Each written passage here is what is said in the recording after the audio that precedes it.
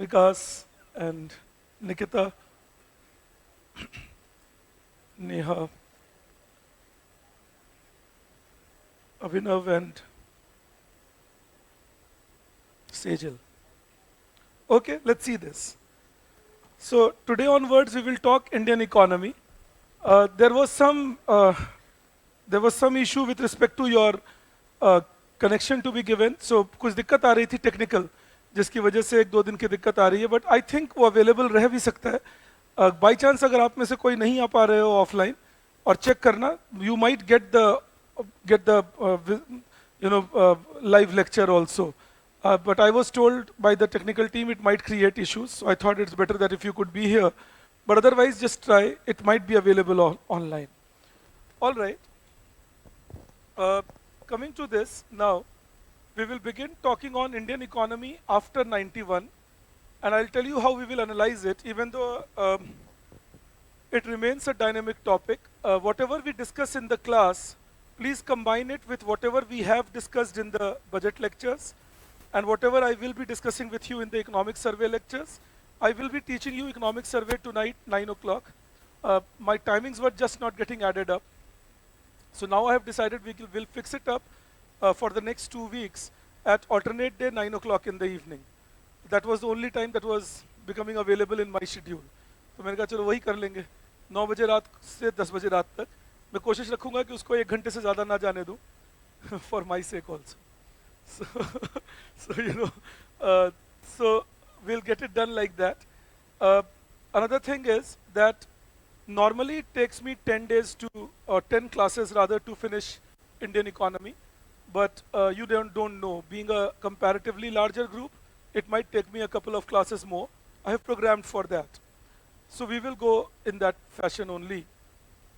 We'll keep going ahead. I am not planning them because I thought that rather than pushing you with an extra class, maybe I can push you with 2-3 extra days. Like right from the beginning. Like इसीलिए मैंने February में भी नहीं रखी extra class. It was becoming too cumbersome. I mean, I know many of you are already doing two sessions of GS, not only at Next IS, even otherwise, and many of you will again have to do 2 sessions here. Made very less sense to me that it works. So now we are in that zone. Another thing is, I have given you some readings to do on India before 1947. Do read that. There is not much to teach you in that. There are a few topics to teach, which I will teach you. Topics like role of railways, or commercialization of agriculture, or drain of wealth. So there will be 2-3 topics that I will teach you. But otherwise, in India before 1947, we do not have much to teach you. Well, it's a lot of history. So you have to learn a lot. All right. So I have given you 2 materials on it. One is which is with the printed material, and otherwise the PDF uploaded, which is on topics from Tirthankar Roy.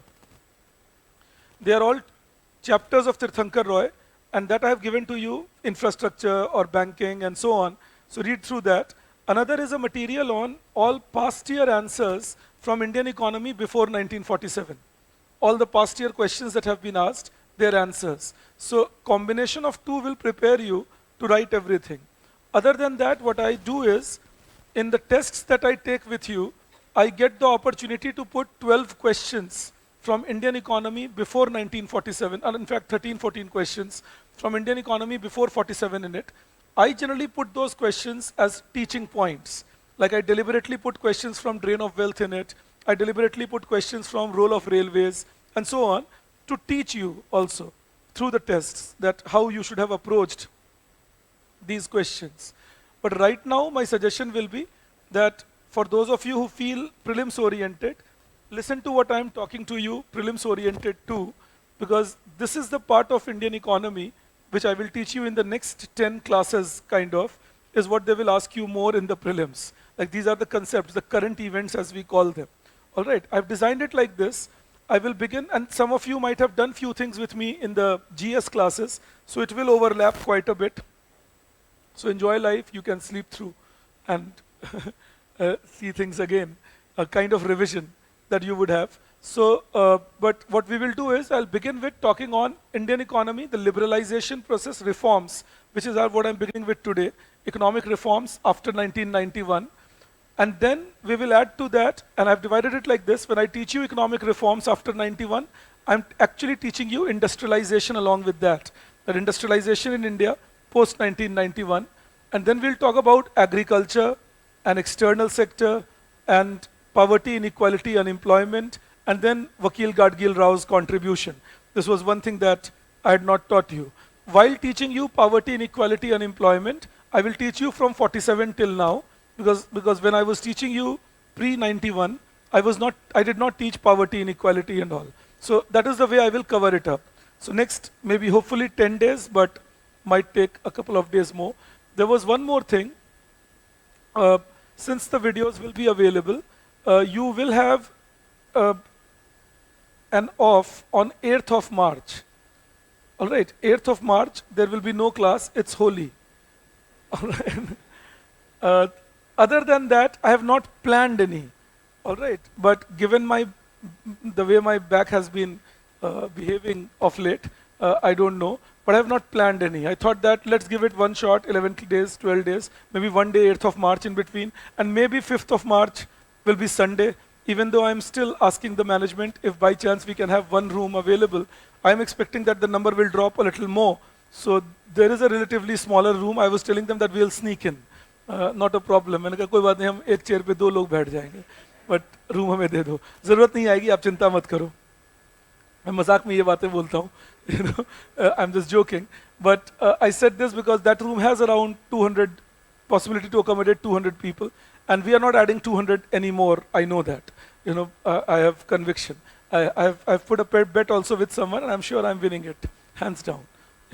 So we are not going there. तो अगर वो arrangement हो गया तो Sunday को भी class रख लेंगे 5 तारीख को. अगर नहीं हो पाया तो संडे मुझे आपको छुट्टी देनी पड़ेगी. बट वो मिलाकर भी मुझे ऐसा लगता है that by 11-12th March I should be able to pull it up across. अगर नौबत आई ऐसी जहां हमारा एक ही क्लास रहता है या 2 ही क्लासेस रहती हैं, तो मैं 12th मार्च, मैंने आपको पहले कहा था, आप उम्मीद है आपको याद होगा, 12th मार्च संडे को इवनिंग में मिलके और कोशिश करेंगे काम तमाम कर लें. The IES classes will begin after that. For those of you who are taking up Indian Economic Services, the classes will begin after that. There are not many. There will be approximately 12 odd sessions. Normally, again, it takes me 12 to 14 sessions. In your case, I think it will be less because there are many topics I have covered while teaching you for optional itself, like many growth models that normally I didn't used to cover with optional. I've covered it this time. Or in production cost, isoquant, isocosts, normally I wouldn't cover with optionals, but I tried getting into them this year with you. So many topics I have covered, but still 10 to 12 sessions will be needed, out of which, and for RBI grade B, there will be 2 odd sessions, maybe 3 if needed, on probability. These are the sessions that I have planned separately. RBI grade B में बाकी चीजें वही होती हैं जो IES और optional में होती हैं. एक हमारी probability के questions होते हैं, वो मैं चाहूँगा कि आप देख सकें उसे ठीक से. So we'll go on like that. People who are writing only IES, if you are writing only Indian Economic Services and you are not writing optional, feel free to connect to me even after the class gets over. The test series for IES Economic Services will begin from 15th March. The first test will be on paper 2, where you don't have to do anything, where I don't have to teach you anything. So paper 2 will be the first test for IES, Indian Economic Services, and we will begin from 15th March with the test series, and then I'll keep giving you 10-12 days gap, and then continue with the test series, 8 tests. Those of you who are appearing only IES should write the test series and start preparing now. If you're writing your prelims exam, then of course it will be a little tedious. As I have told you earlier also, you can opt for one test series without any charges, either economic services or optional test series. Whichever suits, you can opt for that. That is your choice. It will be up to you. Accessibility to IES test series discussions and IES test series question papers will be for everyone. When I say opt, I mean when you write the papers, the correction part. कि जो आप paper लिखोगे उसको correct करने की जो बात है, वो दोनों में से किसी एक के लिए आप ऑप्ट कर सकते हो. नहीं तो जो एक्सेसिबिलिटी है और जो टेस्ट पेपर के क्वेश्चंस हैं, वो सभी के लिए अवेलेबल होगा, वो पोर्टल पे अपलोडेड होगा. In the group also I'll upload it, and the test series discussion we will upload. So in any case, you will all of you will get that. All right. Then you give a heading now. You write economic reforms in India. Economic reforms in India.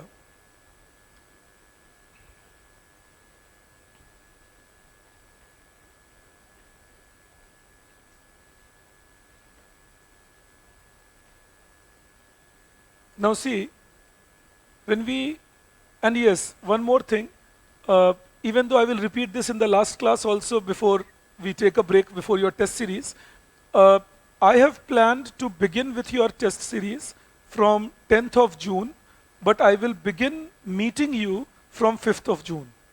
All right, after the prelims I'm saying. All right, आपके test series मैंने 10th जून से plan किया है, पर मैं आपसे मिलना शुरू कर दूंगा 5th जून से. All right, 5th June I'll call you first time, or maybe 6th, depending on Sunday, Monday, kind of, I don't know.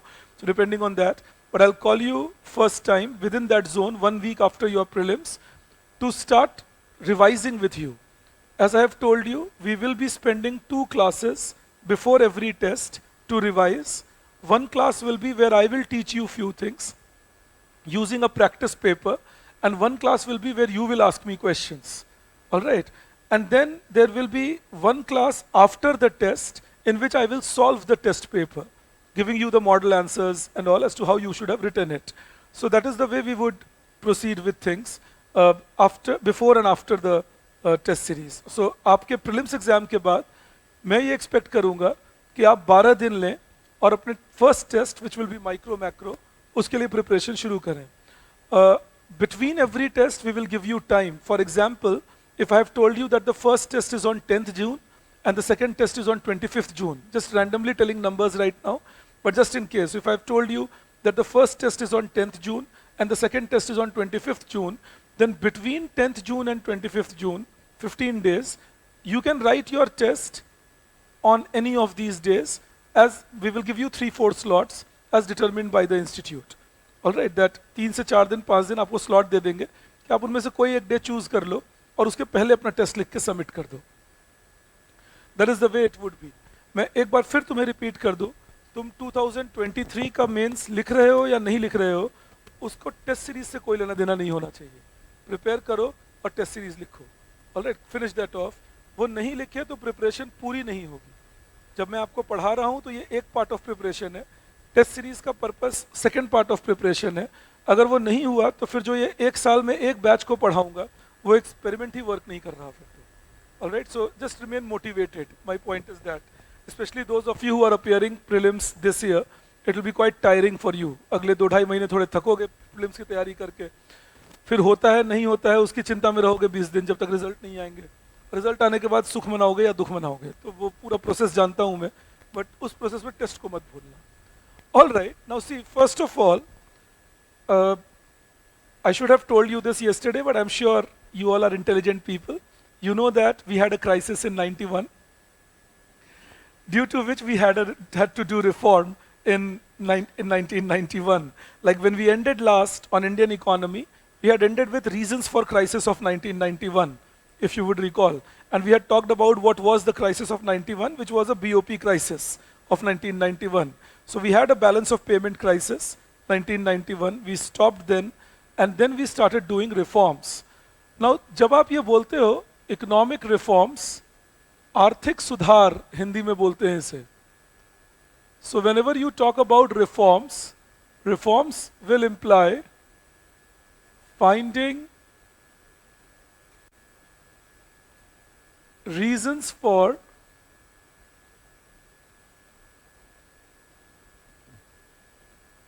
inefficiency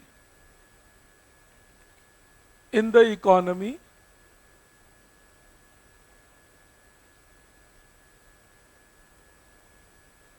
and taking steps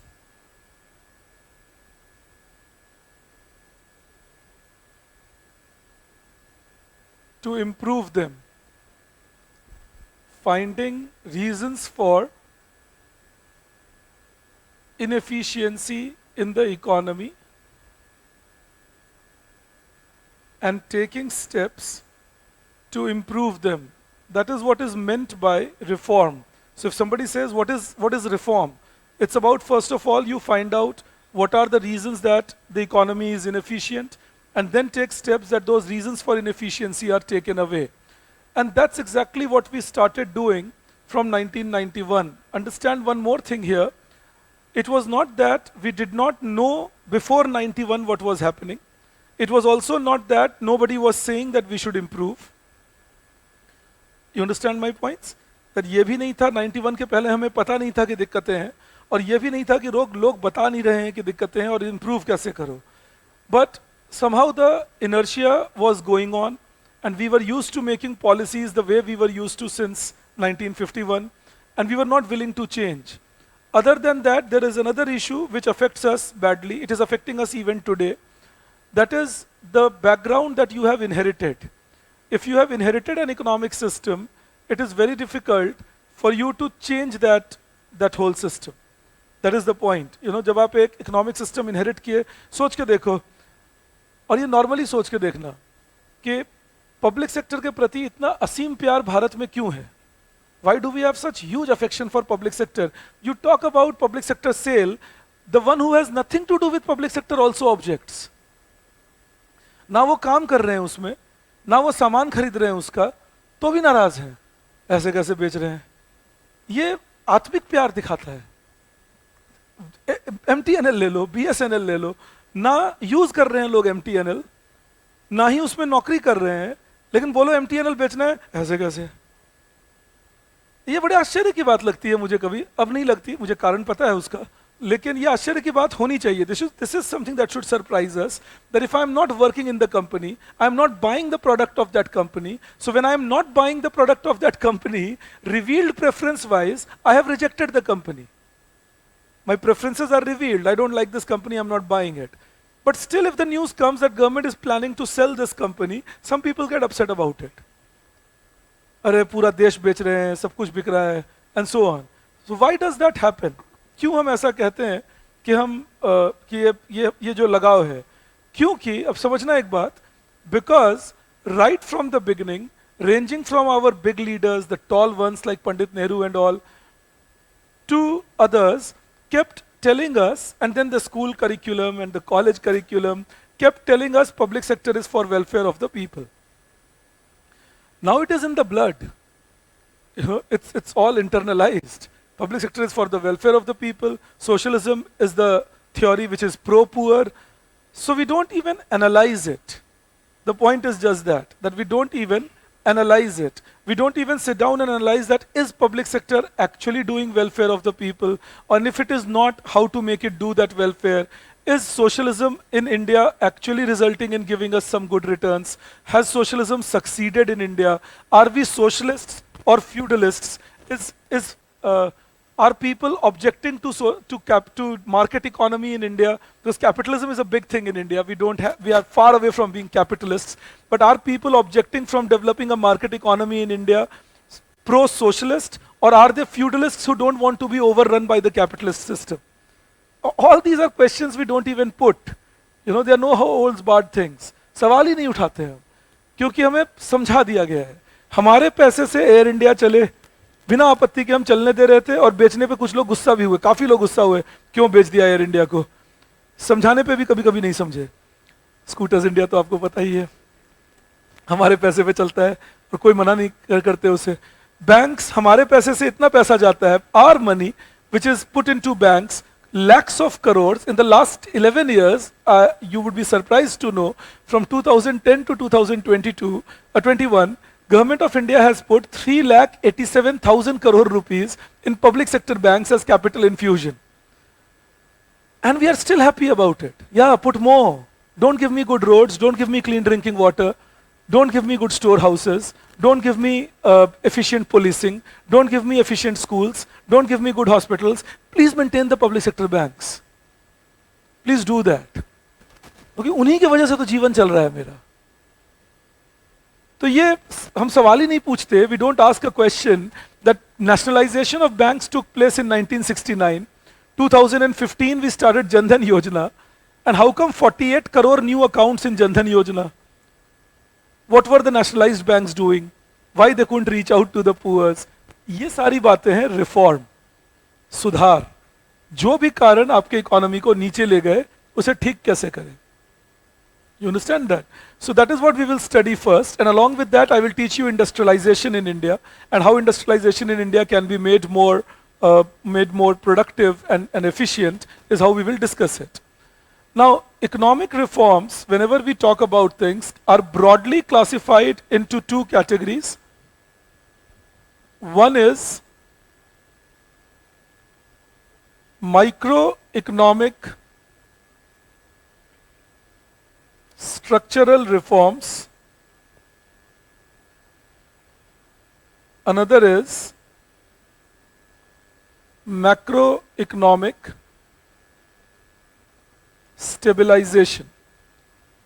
Microeconomic structural reforms and macroeconomic stabilization. While teaching you these things, I am assuming that you are that classroom whom I have taught banking reforms, I have taught monetary policy reforms, and I have taught fiscal policy reforms. Please be that classroom. Alright? ये मत होने देना कि अच्छा tax पे तुमने कुछ बताया था, हाँ जीएसटी याद आ रहा है, you know, God sent training and all. तो वो दिमाग में रखना, आप इस चीज़ें पढ़ चुके हो तो इनको वैसे ही दिमाग में रखो कि मैं यूज करूंगा. I'll be using these understandings of yours while teaching you things. Now see, many people tell you that, and that's again a regular thing in India, that our reforms were IMF induced. That I don't refute at all. Our reforms were IMF induced. IMF ने हमें बोला reform करने को, हम पे condition लगाए reform करने को, क्योंकि हम IMF से लोन मांग रहे थे. Since we were asking for loans, IMF asked us to do reforms. All right, that was one. But if somebody tells you that our reforms were only because of IMF, refute that. Our reforms were not only because of IMF. There was a lot of work going in India, and there were a lot of people in India who were not willing to go with the same pattern. The only thing missing till 1991, or a major thing missing till 1991, was political will. Political will to do reforms was not there in India because the political system was not convinced. It is still not very convinced, to be honest to you. अभी आज रात को economic survey पढ़ाते हुए भी तुम्हें ये बोलूंगा, इकोनॉमिक सर्वे ने कितने अच्छे से लिखा है that we have done standard strategic disinvestment. Strategic disinvestment is another name for privatization or selling 100% government shares. And it says we have done strategic disinvestment in 10 companies in the last 8 years. So then they count it as a reform. And they say, look, the government is not shy of selling companies. But what have they sold? So they sell NEEPCO, the Northeastern Electricity Power Corporation Limited, to NTPC. And they sell, HPCL to ONGC. That is how they do it. They say they sell KTR port to Port Authority of India. इसी को मैं हमेशा बोलता हूँ, तुमने पहले भी सुना होगा, ये हमेशा बोलता हूँ, इसी को बोलता हूँ मैं Kartik calling Karthik. That government will sell its things to itself and then say, look, I reformed. I have sold my things. Well, they sold it, but to a public sector company. So there was no privatization. It was just that government got money out of it, but that's not reform. The point is that. But what does that show on a deeper scale? It shows lack of conviction within the government to reform. यही से मैंने lecture शुरुआत की, इसीलिए आपसे पहले पूछा कि क्यों हम लोग इतने प्रो पब्लिक सेक्टर हैं, क्यों हमें लगता है पब्लिक सेक्टर, हमें ही नहीं लगता ये, जो ब्यूरोक्रेसी में है, जो पॉलिटिक्स में डीपली इनग्रेन्ड, यानी पब्लिक सेक्टर को किसी तरह बचा लो, देखो क्या किया जा सकता है. तो कहने के लिए कहते हैं that government is selling 100% stake, but actually government doesn't sell that stake to a private sector, they sell it to another government company. In the budget the money comes in. It's like say NTPC giving money to the government for NEEPCO. Fair enough, but that doesn't mean NEEPCO is outside government control. It is still within government's control only. Now that's not reform. There is no structural change, there is no new competition. It is the older one which is still continuing. So that is what we need to understand. Thankfully, in 1991, some people were there at the top who understood the genuine need of reforms in India. People like Dr. Manmohan Singh, he was the finance minister. He was doing his PhD in 1965-66, and during his PhD in 65-66 in England, he was talking about how India should move towards reforms way back in 26 years back, and how India should go with export orientation rather than import substitution. Or Montek Singh Ahluwalia ji, he was the finance secretary of India, and his PhD was from Yale in 1971. And during his PhD, again, he was talking about what India can learn from East Asian economies, how India can grow by opening up, removing the shackles, increasing the economic globalization, and then growing faster. And economic advisor to Prime Minister was Professor Arvind Veermani. Professor Veermani is a PhD from 1975 from Boston. And Professor Veermani was writing in his PhD thesis, The Perils of License Permit Raj, how India can remove the cloak and grow faster than East Asia. Because all these people were quite flabbergasted with East Asia going past India. That South Korea or a Singapore, their GDP per capita was much below India, and their standard of living was much below India, and within 15, 17 years they were whizzing past us. There were others in India whose ideology was different, but they were very disturbed by India's rate of growth, like Professor Raj Krishna, who would talk about Hindu rate of growth, or Professor K.N. Raj, who would talk about Bimaru states. So there were people within India. These Professor K.N. Raj, Professor Raj Krishna, they were from the leftist part of India. They were socialist economists, Marxist economists. They believed in Marx, but they were saying that it's not happening in India. It's not working in India. So when you read the literature of all people, by 70s, my meaning was that, by 70s there were a large number of people who were saying it's not happening in India. My point is that. And then there were within the government people saying it, like Dr. Rakesh Mohan, Professor V.K. Malhotra, ये सब लोग कोई industrial ministry में थे, कोई RBI के deputy governor थे, ये पेपर्स लिख रहे थे कि इंडिया को रिफॉर्म्स की जरूरत है. इन सब के प्रेशर में आके सरकार ने 1980s का पीस मील रिफॉर्म किया और इंडस्ट्रियल पॉलिसी रिजोल्यूशन 1980 पास किया, जो आप पढ़ चुके हो, मुझे उम्मीद है आपको याद होगा. नहीं भी याद है तो रिवाइज कर सकते हो, याद आ जाएगा. But they were piecemeal reforms or half-baked reforms because they were not complete reforms. So we did not remove licensing, but we relaxed licensing. We did not reduce import duty to below 20% kind of, but we reduced import duty from 400% to 150%. We did not remove restrictions on production, but we gave more flexibility. Like earlier, if you were allowed to produce only between 90% to 120%, now we were making it 80% to 150% of the licensed amount. So these things we did when I was teaching you India before 91. 1991 was another crisis. That was when India was facing a problem. And IMF was putting conditions for macroeconomic stability. IMF iski condition डाल रहे थे. तो IMF कह रहे थे that you should have restricted or reduced inflation, and you should have reduced current account deficit,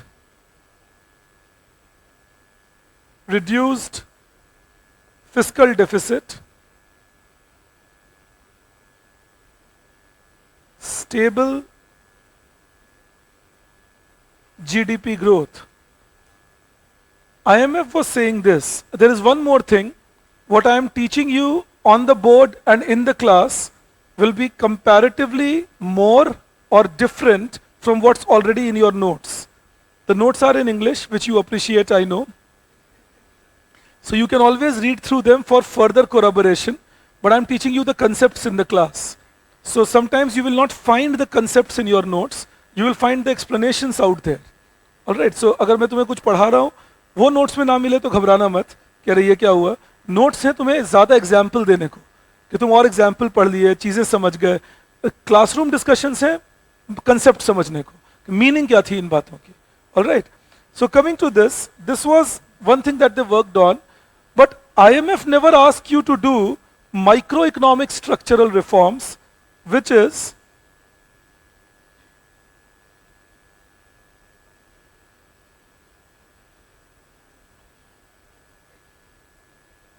targeting individual sectors. IMF never asks you to do microeconomic structural reforms, which is targeting individual sectors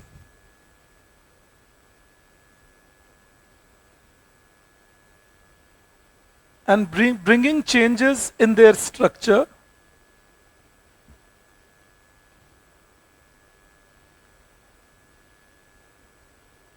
to make them more efficient. One of the target of this is to reduce capital output ratio. It's a big target. कि आप उस sector का efficiency बढ़ाओ, capital output ratio कम करो. ये micro economic structural reform की बहुत बात होती है, इसीलिए that you reduce the capital output ratio, increase efficiency of that sector, and then go ahead on that. Let's try understanding this, and I'll give you some examples of microeconomic structural reforms, and you will get me better. So when we talk about microeconomic structural reforms, take for example this. Telecom, there was a government monopoly with MTNL for metropolitans, Delhi, Mumbai, and Department of Telecom for non-metropolitans. I repeat again, BSNL नहीं था उस जमाने में.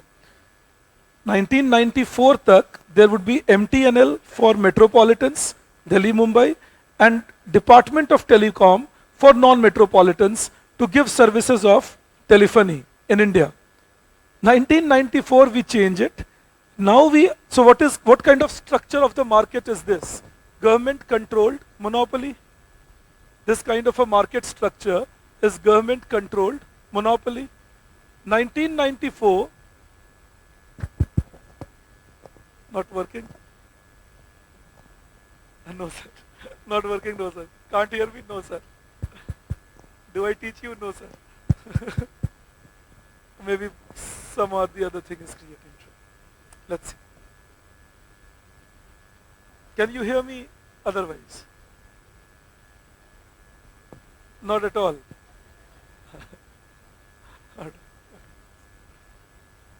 Let us see.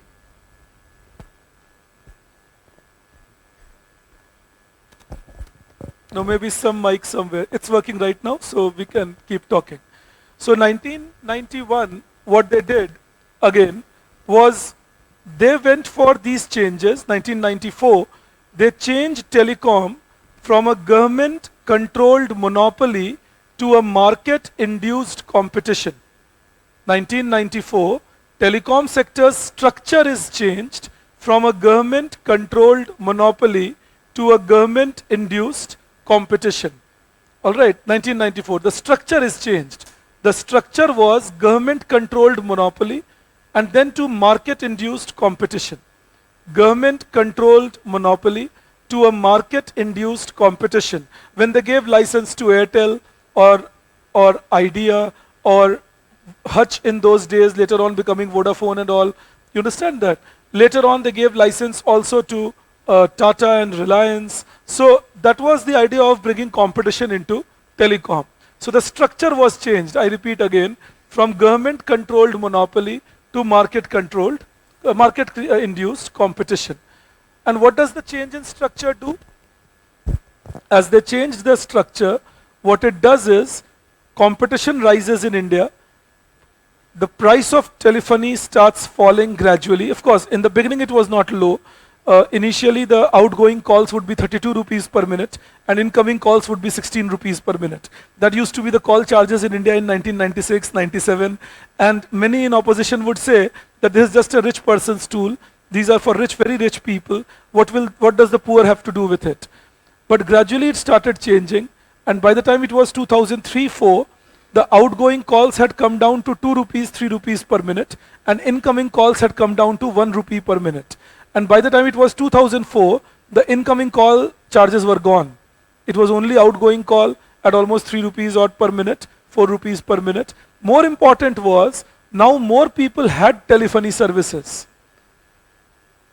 In 1980s, okay, I'll tell you, since kind of my generation has seen it all. So 1980s were days, or 70s were days of trunk call. You didn't have STD, ISD booth. There would be trunk call. And you would talk to people as if you wanted your voice to reach them. हाँ, phone पे ऐसे बातचीत होती थी, जैसे कि मैं phone के थ्रू नहीं, यहीं से चीख के अपनी आवाज तुम तक पहुंचा दूंगा, क्योंकि आवाज जाती ही नहीं थी. The call won't go. So in that case, people would shout. You see all those in old movies, they would shout a lot on telephone, but that was a reality. People had to shout a lot on telephone because it just won't go. So trunk call used to be one, and trunk calls used to be pretty costly. It would be 70 rupees per minute for booking a call intercity. So for very important things only people would send a trunk call. Otherwise people would send telegram and all to finish things. 1980s, Rajiv Gandhi ji brought the first change, which was a welcome change. He brought in the system of STD ISD booth, and he liberalized the telecom sector a little bit. He also gave licenses to personal operators. That was that STD ISD booth revolution. And he started laying optic fiber cables all over India. All right, this optic fiber cable laying started under his regime, 1985, 86, 87. But then there was only MTNL and Department of Telecom, lethargy, and even more than lethargy, corruption continued. All right, आपका phone जानबूझ के खराब कर देंगे जो lineman है, फिर वो आप उनको पैसे दो, वो आपका फोन 2 मिनट में ठीक कर देंगे. तो ये बिल्कुल एक काम धंधा बना हुआ था. फोन ठीक हुआ, 2 दिन के अंदर फिर खराब हो गया, 3 महीने तक खराब रहा, फिर ठीक हुआ. Underground cables, so underground cables meant that during rainy season, if the water came up, your phone broke down. So that kind of life was there. Telephone was not an important part of life in those days, to be honest to you. Now comes 1990, 91, 92 and all. Government gradually starts reforming telecom. And by 1996, if you see, this revolution begins. And by 2004, as I was telling you, telephone becomes a thing which people start owning. The price of telephone starts coming down. 96 में जब पहली बार mobile phone आए थे, first generation, तो उनका price 17,000 rupees था उन दिनों में. वो कम होते होते 2004 आते आते 2000 के मोबाइल फोन भी मिलने लगे इंडिया में. So people could start getting those 2,000 rupees phone and all and everything. So that was the telecom revolution that India had. One example I give you because of the structural change. And you know, I can give you the counter view or the counterpoint also there, that we did not do the same reform in electricity, and see we are struggling till today. In electricity, if you look at BSES, you know, and so on, so that gives us electricity service in Central Delhi or South Delhi. TDPL gives us electricity services in North Delhi. And if you see, since we don't have a choice to buy our electricity from anybody, we are still demanding subsidy in electricity. Nobody demands the subsidy in telecom because the price has come down so much. You understand that? So that's the role that competition can play.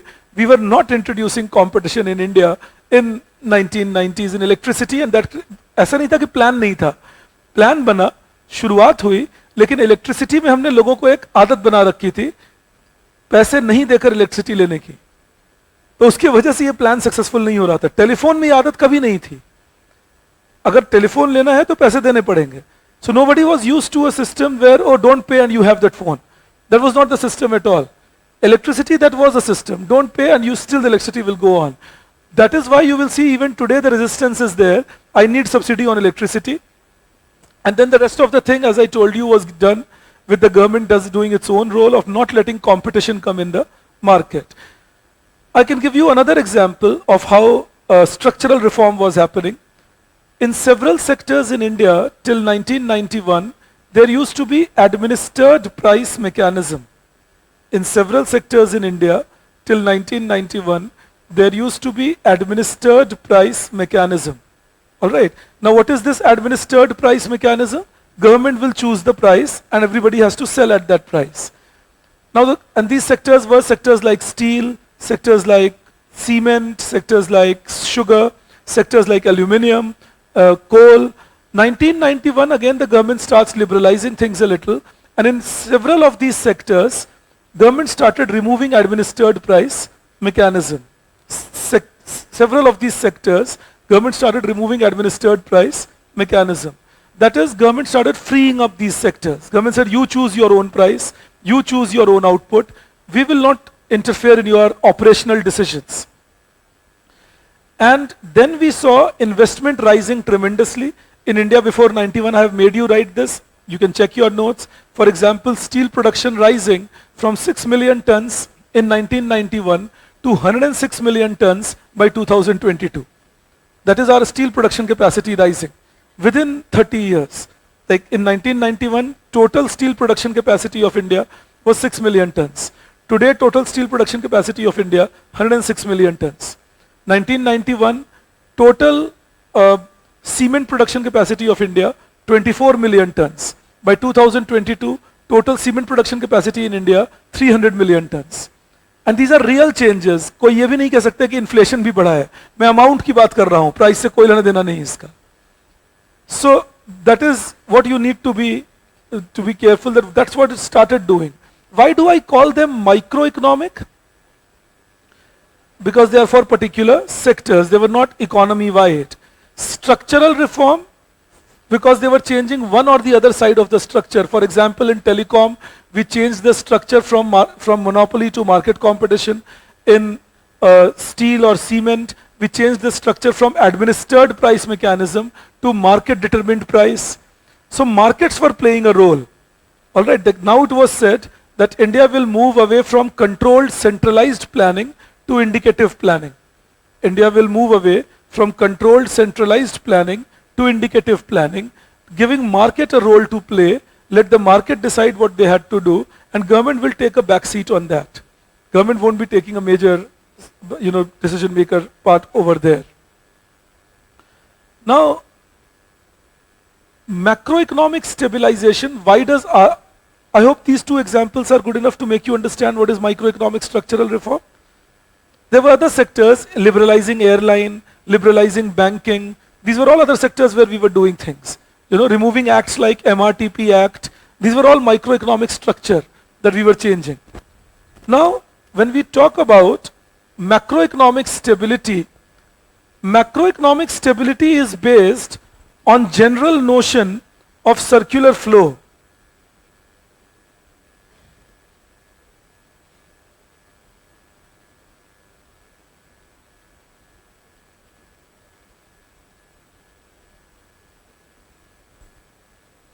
Understand this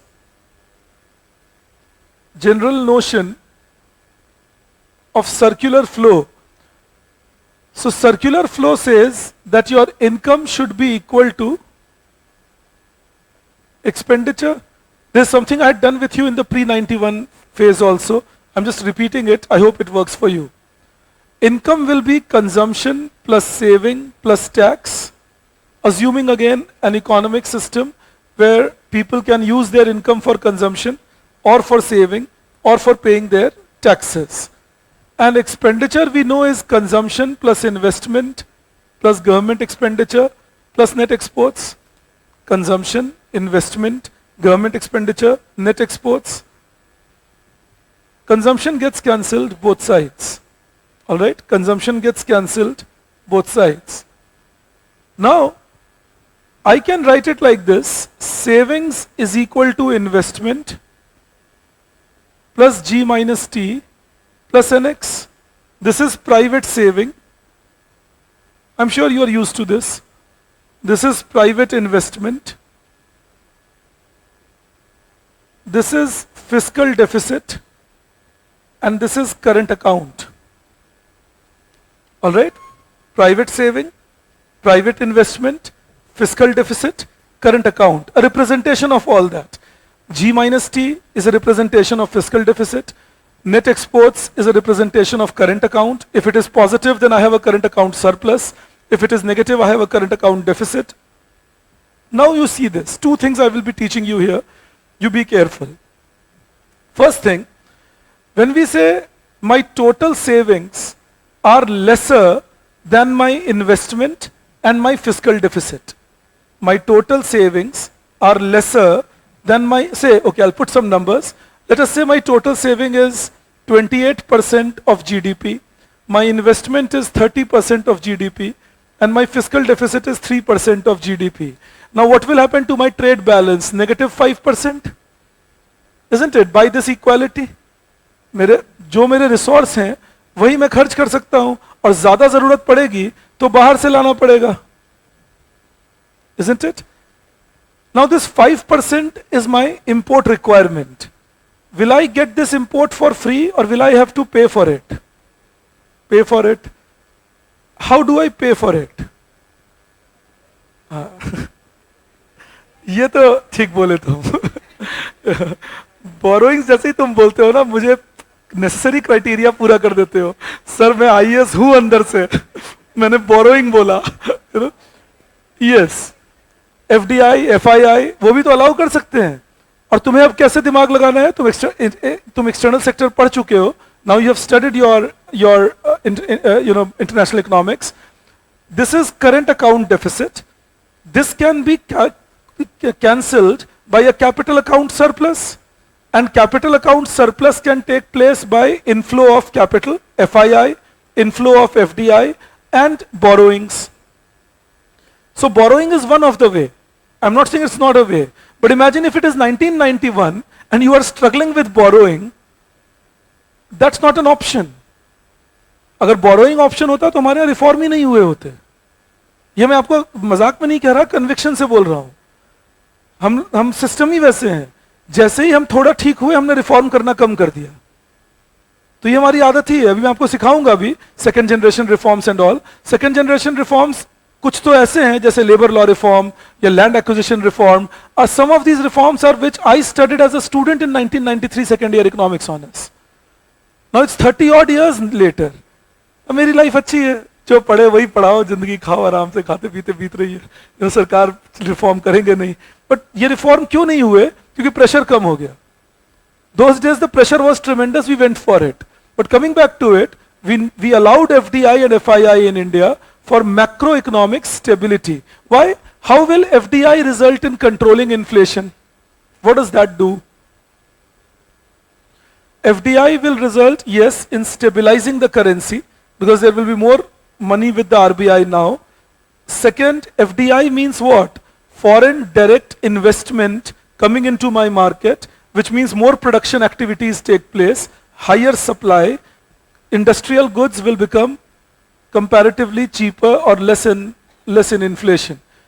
तुम सोच के देखो, ये भी फिर मैं ये सारे फूड फॉर थॉट डालता रहता हूं तुम्हारे दिमाग में, और तुम्हें सोचना भी चाहिए. We are struggling with food inflation. We didn't reform agriculture. We are struggling with supply side inflation in fuel. We didn't reform oil refineries or that sector. But we reformed consumer goods and we reformed normal capital goods like heavy electricity, heavy engineering and all. And there is no talk of inflation in those sectors. So we got to understand that when people say because of neoliberal reforms India is struggling, they don't say that with parlance of sectoral analysis. Now, of course, there are counterpoints which I will give you, no doubt about that. But I'm trying to make you understand this first, that if somebody says, do you think reforms have resulted in more inflation in India? But we see the reasons for inflation in India are rather those sectors where we did not reform. Where we reformed, the inflation thing is not creating an issue for us. So please try understanding it with that behind you. We did not reform education. और ये new education policy, चौथी new education policy सुनी मैंने. This is the fourth time I have heard we will have a new education policy, not the current government, since 1994. India will have new training for its children, new skill development programs, and so on. So I'm a little sick inside when I hear a new word with education policy. Because next 3-4 years, again there will be a new education policy. Because what do you need to change things? सबसे पहले तो बदलाव करना पड़ेगा जो लोग पढ़ रहे हैं और जो लोग पढ़ा रहे हैं उनके माइंडसेट में. अगर तुम रट रटा के पढ़े तो तुम्हारी हैसियत ही नहीं होगी कि तुम पढ़ा पाओगे बिना रटे रटाए. Mechanical students are mechanical teachers and hence they are neither students nor teachers. Mechanical लोग हैं, रट लिए अपना, सीखे, पॉइंट वाइज याद है, उस पॉइंट का सोल क्या था पता नहीं, वो पॉइंट का लिंकेजेस क्या है पता नहीं, how to make sure that okay point learned in reform can और से economic reform can also be used in agricultural analysis of India. No, God knows. Why do all that? Why talk Marx in outside development? No, we don't need to do all that. We need to just invoke one method. ये याद कर लो, ये 10 question आएंगे, attempt any 5 out of 10. Student जो है वो attempt any 5 में 8 तैयार करके आते हैं, वो 8 तैयार क्वेश्चन में से लिख के चले जाते हैं. 5 क्वेश्चन लिख लिया, क्लास पास कर गए. सीजीपीए अच्छा दे दो, क्योंकि पढ़ाई तो खराब हो, कम से कम सीजीपीए दे के अच्छे से नाराज हुए बिना चले जाने दो सबको. ये हमारी न्यू एजुकेशन पॉलिसी पिछले 30-35 सालों से. इसलिए हम किसी को फेल नहीं होने देते. हमारे यहाँ फेल होने पर नाराज हो गए ना, फेल ही नहीं होने देंगे, हम तुम्हें दे देंगे ठीक ठाक CGPA, चल भाई निकल, खाली कर, पीछे वाले आ रहे हैं, 10-10 लाख लोग एक एक साल में, तो तुम निकलोगे तब तो वो आएंगे, साथ में पेपर चेक करवाओगे, रिवैल्यूएशन में डालोगे, नहीं नहीं इतना कौन है, तुम जाओ भाई, तुम 5 CGPA एक्सपेक्ट कर रहे थे, तुम्हें 6 देते हैं, चलो आगे बढ़ो। उसको 6 दिखा, खुद को विश्वास नहीं, कोई बोल रहा है कि तुम्हें 8 मिल गया, 8.5 मिल गया, 8 की जगह पे खुद ही कोई बोल भी रहा है रिवेल छोड़ो भाई, क्या पता क्या ठीक है, यही ठीक है, रखो। That's not education. But again, I just stopped and told you this because that is creating shortage of good quality education structure in India. And that is what is resulting in our children not having the capability sometimes to contribute as much as what they can. So this is all reform that is absent in India. ये नहीं हुए वो reforms, तो उनमें देखो दिक्कतें, shortages आज भी हैं। क्यों मेरे किसी अच्छे बच्चे को 97-98% लाने का प्रेशर लेना चाहिए? अब सोच के देखिए, मान लो किसी के 9, अब तो खैर उन्होंने वो भी सिस्टम खत्म कर दिया, now there is no cut off, there will be a CUET to take admission in centralised universities, all fair, but imagine it like this, even if I get an 85% and if I want to do economics honors and even if I am from general category, there should be good opportunity so that I can pursue it. I may not be able to pursue it in the topmost university of India, but then the other universities of India should teach me good enough economics so that I don't miss not being that in that university, as they have it in developed economies. सब लोग Harvard या L या MIT या Boston थोड़े ही जा रहे हैं, लेकिन जो नहीं भी जा रहे वो इतने कैपेबिलिटी से पढ़ते हैं कि आगे जाके इनमें से कुछ जगह पे पढ़ा पा रहे हैं, तो उनकी तैयारी करा दी इतने अच्छे से। मैं ये बता रहा हूं, why have a such system in which that if you are not in the top notch university, then the second best is nothing at all? That should not be the system, is what I am telling you. But again I repeat, those reforms will need first of all retraining ourselves.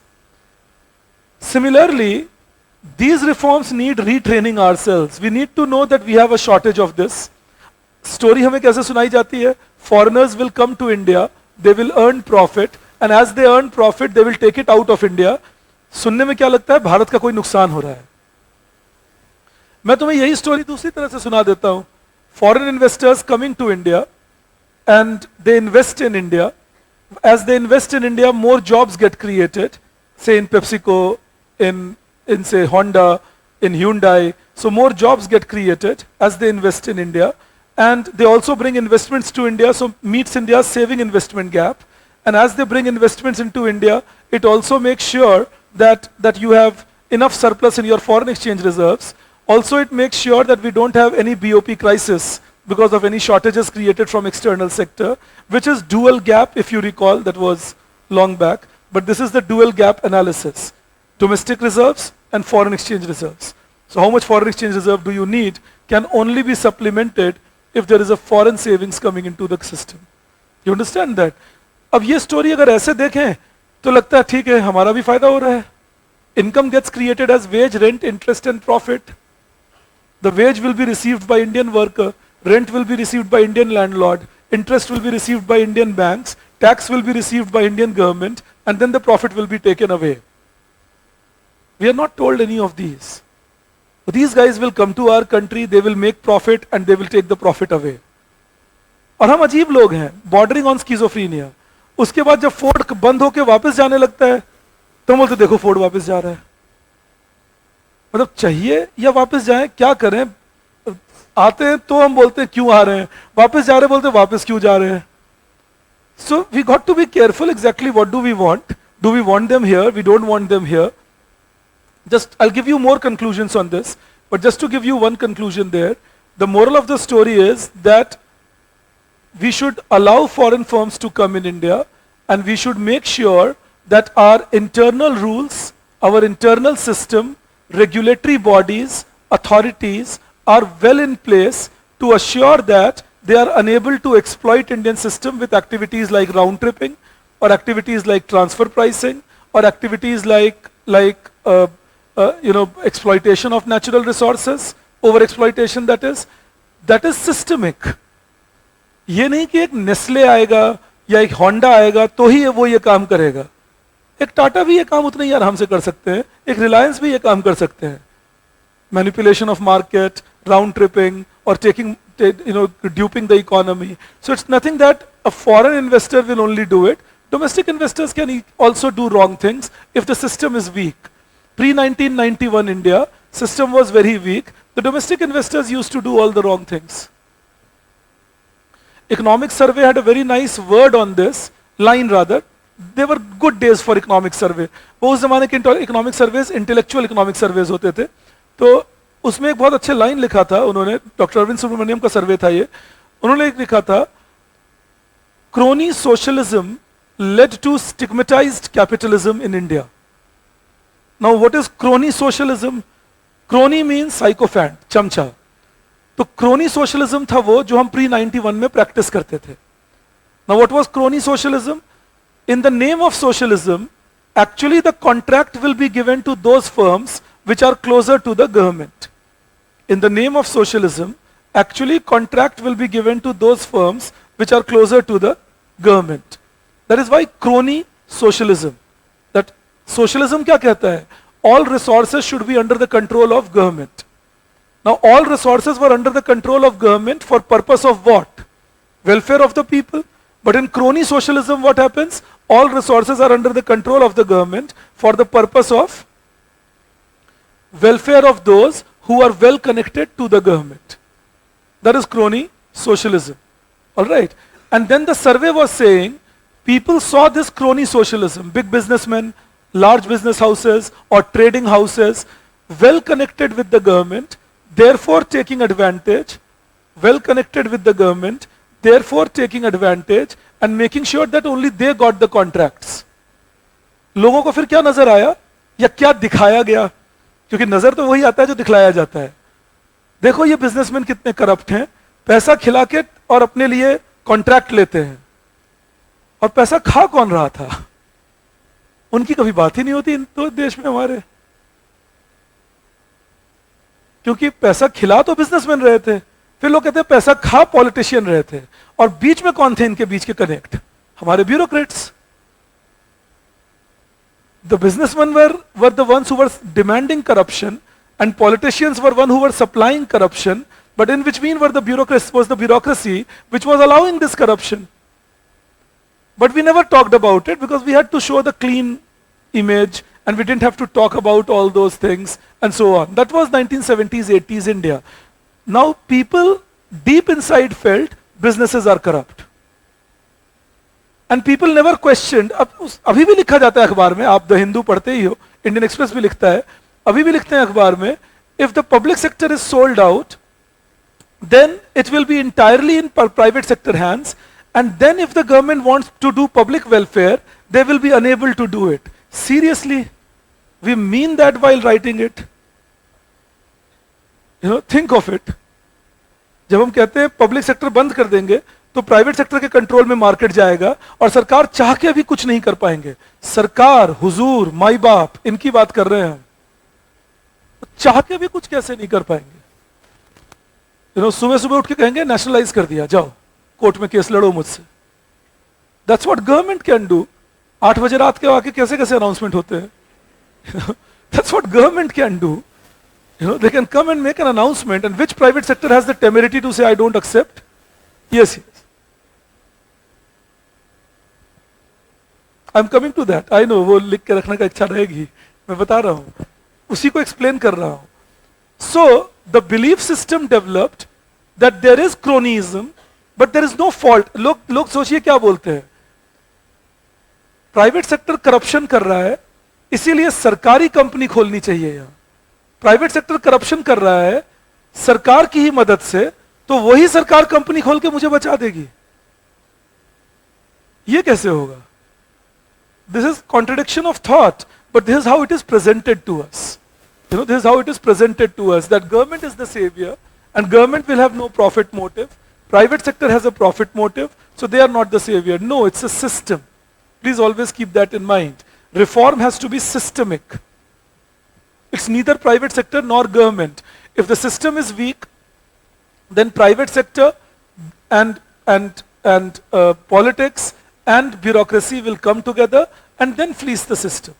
So always go for systemic improvement, which I will teach you today and tomorrow and a little bit day after tomorrow, to to make you understand reforms better, but that was one aspect.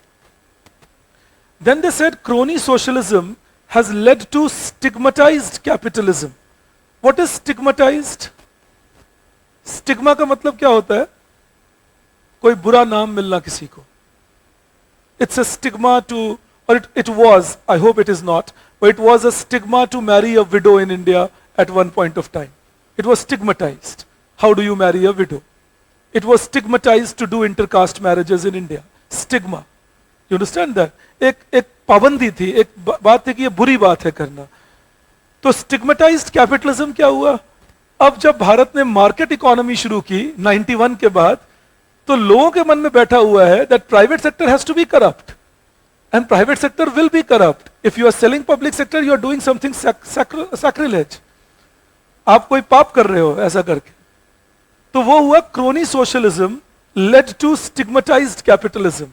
People had the experience of crony socialism, in which they saw markets manipulated, in which they saw private sector bribing the government, in which they saw that private sector was not even fulfilling the obligations well, and that created the stigma in their mind that if you do capitalistic development, if you go for market-led development, then definitely people will lose out. That is crony capitalism leading to stigmatized capitalism, crony socialism leading to stigmatized capitalism. Some people developed a new name in India. They said India has now developed, post-reform, India has developed crony capitalism. इसके ऊपर पूरा एक right up दूंगा मैं आपको बाद में. Crony capitalism का मतलब क्या हुआ? That the friends of the government will get the contract and they will be the ones who would do all the business, and the new entrants will not be allowed. That is crony capitalism. कहने के लिए capitalism है, कहने के लिए market competition है, लेकिन इस मार्केट में आएंगे वही लोग जो सरकार से कनेक्टेड हैं.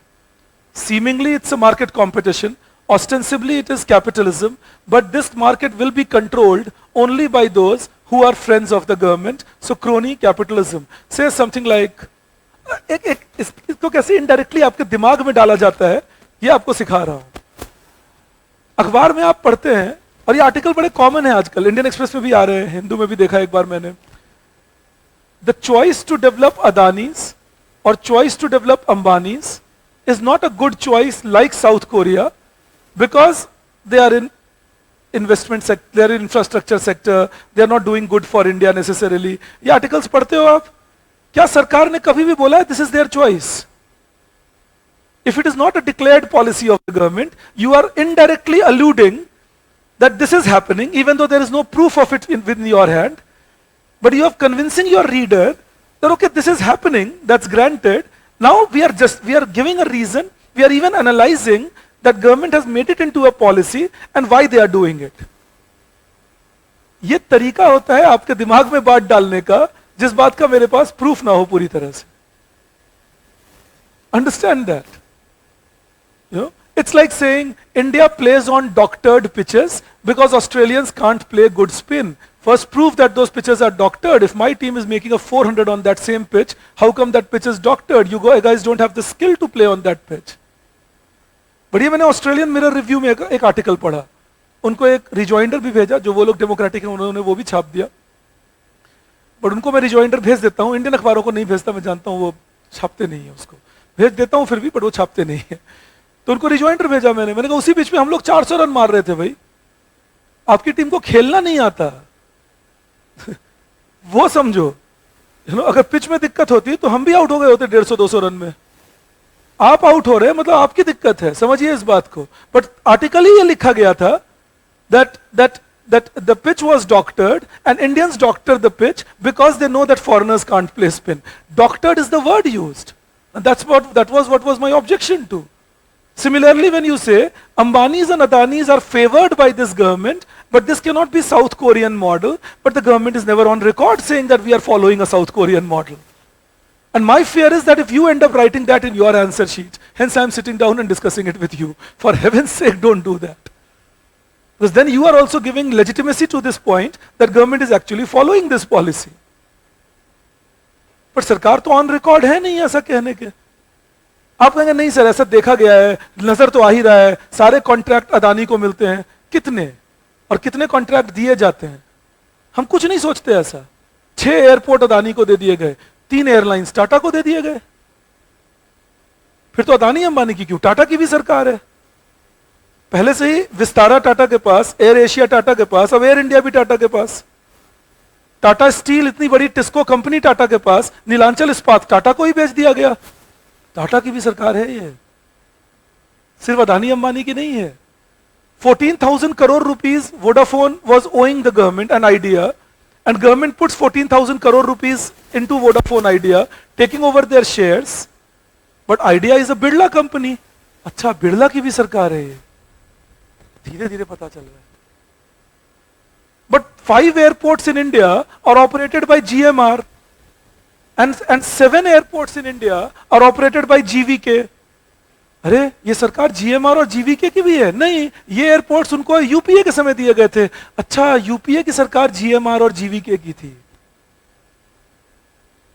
And come on, there is a limit to being skeptical. I'm not saying at all that we are not corrupt. Well, we are, and we have some distinction in it. But I'm only saying that everything that happens in India is not corrupt. And let's read Indian history properly before commenting on it. हमारा less knowledge चीजें ही नहीं हुई उसका कारण थोड़ी हो सकता है। पॉइंटर मेरा ये था, क्योंकि मुझे ये बात आपको समझानी थी। हमें नहीं पता इसका मतलब चीजें हुई नहीं, वो नहीं है, बट हम वैसे ही बिहेव करते हैं। I don't know means it has never happened. I don't know means I don't know, it has happened, and somebody who knows better will give me that formulation. So we will discuss India's reforms in that picture. I don't want you to have any preconception or any misguidance in the mind that we are a very utterly corrupt system and it's always the bad who would win. No, we are still doing a decent system. अब अभी देखिए, अभी पवन खेरा जी को supreme court ने छोड़ दिया तो वो बोले supreme court is the holder of democracy in India, tweet कर रहे थे। एंड सेम पवन खेरा जी का ट्वीट चेक कीजिए जब राम जन्मभूमि का जजमेंट आया था, सेम पर्सन। सुप्रीम कोर्ट भी बिक गई है देश में। मतलब मेरे फेवर में दोगे जजमेंट तब तो तुम ठीक हो। ये तो बच्चों वाली हरकत है। मेरे बेटे जब छोटे थे, तुम लोग भी जब छोटे रहते होगे करते होगे, घर में कोई छोटा भाई बहन है उसको देखते होगे। My kids when they were young, they were actually kids, तो ऐसे बिहेव करते थे। डैडा तू सबसे अच्छा है, तुझे बहुत प्यार करता हूं। वाह बेटा, डैडा ये चॉकलेट खरीद देगा? नहीं बेटा, बेकार है तू, तेरे से ज्यादा बेकार आदमी देखा नहीं दुनिया में मैंने। I can understand a 4-year-old doing it, but I cannot understand a 50, 60, 70-year-old doing it. But we have those people doing that in India. You give a judgment in my favor, or you are the new crusader for democracy. You give a judgment against me, तुम बिक गए भाई, तुम्हें तो राज्यसभा की seat चाहिए। कमाल बात है भाई, कुछ लेजिटिमेसी तो होना चाहिए। मैंने आपको बताया ही था पहले कि ये क्लास में बोला होगा जरूर, क्योंकि उस समय मैं हर क्लास में ये मजाक कर रहा था कि ईवीएम आके नाचा था मेरे सपने में। अरे जबरदस्त नाचा था, ऐसे ऐसे करके नाच रहा था। मैंने पूछा भी क्यों नाच रहे हो भाई? अरे थोड़ा नाचने दो। क्या बात है, क्यों नाच रहे हो? तो बोले देखो तुम लोगों ने बड़ा कृपा किया मुझ पे। गुजरात में बीजेपी को जिता दिया, हिमाचल में कांग्रेस को जिता दिया, दिल्ली में आम आदमी पार्टी को जिता दिए। अब कोई नहीं कहेगा ईवीएम इज हैक्ड, क्योंकि जो हारे उनके लिए ईवीएम हैक्ड। खूब नाचा बेचारा रात में। तो मैंने कहा माफ करो भाई, अब सोने दो थोड़ी देर। बात बात में आके नाचता था। बच गए, बल्ले बल्ले, kudos to Indian voters. So please understand this. Let's not be that skeptical. We are India, functioning democracy. We are not a Libya or a Pakistan, for heaven's sake. We got to be careful on that. Let's not treat ourselves like them. We are not an America and a Germany too. I am never claiming that. But we are far better than the other banana republics we see around ourselves. तो ये तुम्हें पहली बात सिखाता हूं। आपके life का 15 minute खाता हूं, 20 मिनट, और ये सिखाता हूं क्योंकि इंडियन इकोनॉमी का डिस्कशन इसके बिना नहीं हो सकता। पहले तुम्हें ये समझना पड़ेगा that let's have faith in our system so that that reflects in your answer sheet, and then we can go ahead and discuss things. Now coming back to my point here, so when we started doing these reforms, again I repeat, the whole idea of reforms was to gradually nitpick these problems and sort them out. But again I repeat, the conviction went missing, and that was because of crony socialism in the past. And if I can call India capitalist today, which I would not like to call, because we have more than 1600 public sector enterprises in India. So such countries are not capitalist countries. But even if we call India capitalist, to a great extent India is crony capitalist. That you have to be well connected with the government to get the first movers advantage. Transparency is comparatively weak. So what is the reform expected then? Transparency in government and competition in market. These two words will remain with you. I'll go further. Now, what were the reforms we did? You write below that.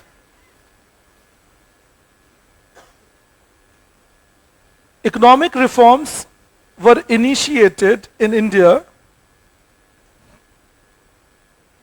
Economic reforms were initiated in India through LPG policy,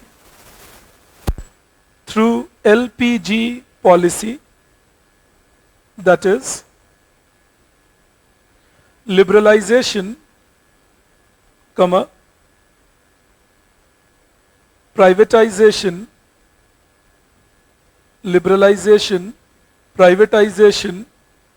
and globalization.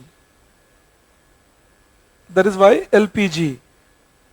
Liberalization, privatization, and globalization. Many people said privatization means you are letting private sector enter into those domains which the public sector was doing earlier. जैसे हमने कहा हमने इतना airplane खरीद रहे हैं Boeing से और एयरप्लेन खरीद रहे हैं एयरबस से, अपने देश में क्यों नहीं बनाने का कॉन्ट्रैक्ट दे रहे हैं? कौन बनाएगा? हिंदुस्तान एरोनॉटिक्स. ओके, नहीं, मैं मजाक फ्री में कभी नहीं उड़ाता, पूरा होमवर्क करता हूं तब किसी का फन करता हूं, ताकि बिल्कुल वैलिड फन हो वो अपने ऊपर भी, for that matter. Hindustan Aeronautics has such a dubious distinction. We took Sukhoi M30 aircraft from the Russians. I'm sure you have heard of the name. So we took these Sukhoi M30 aircraft from the Russians in 1999.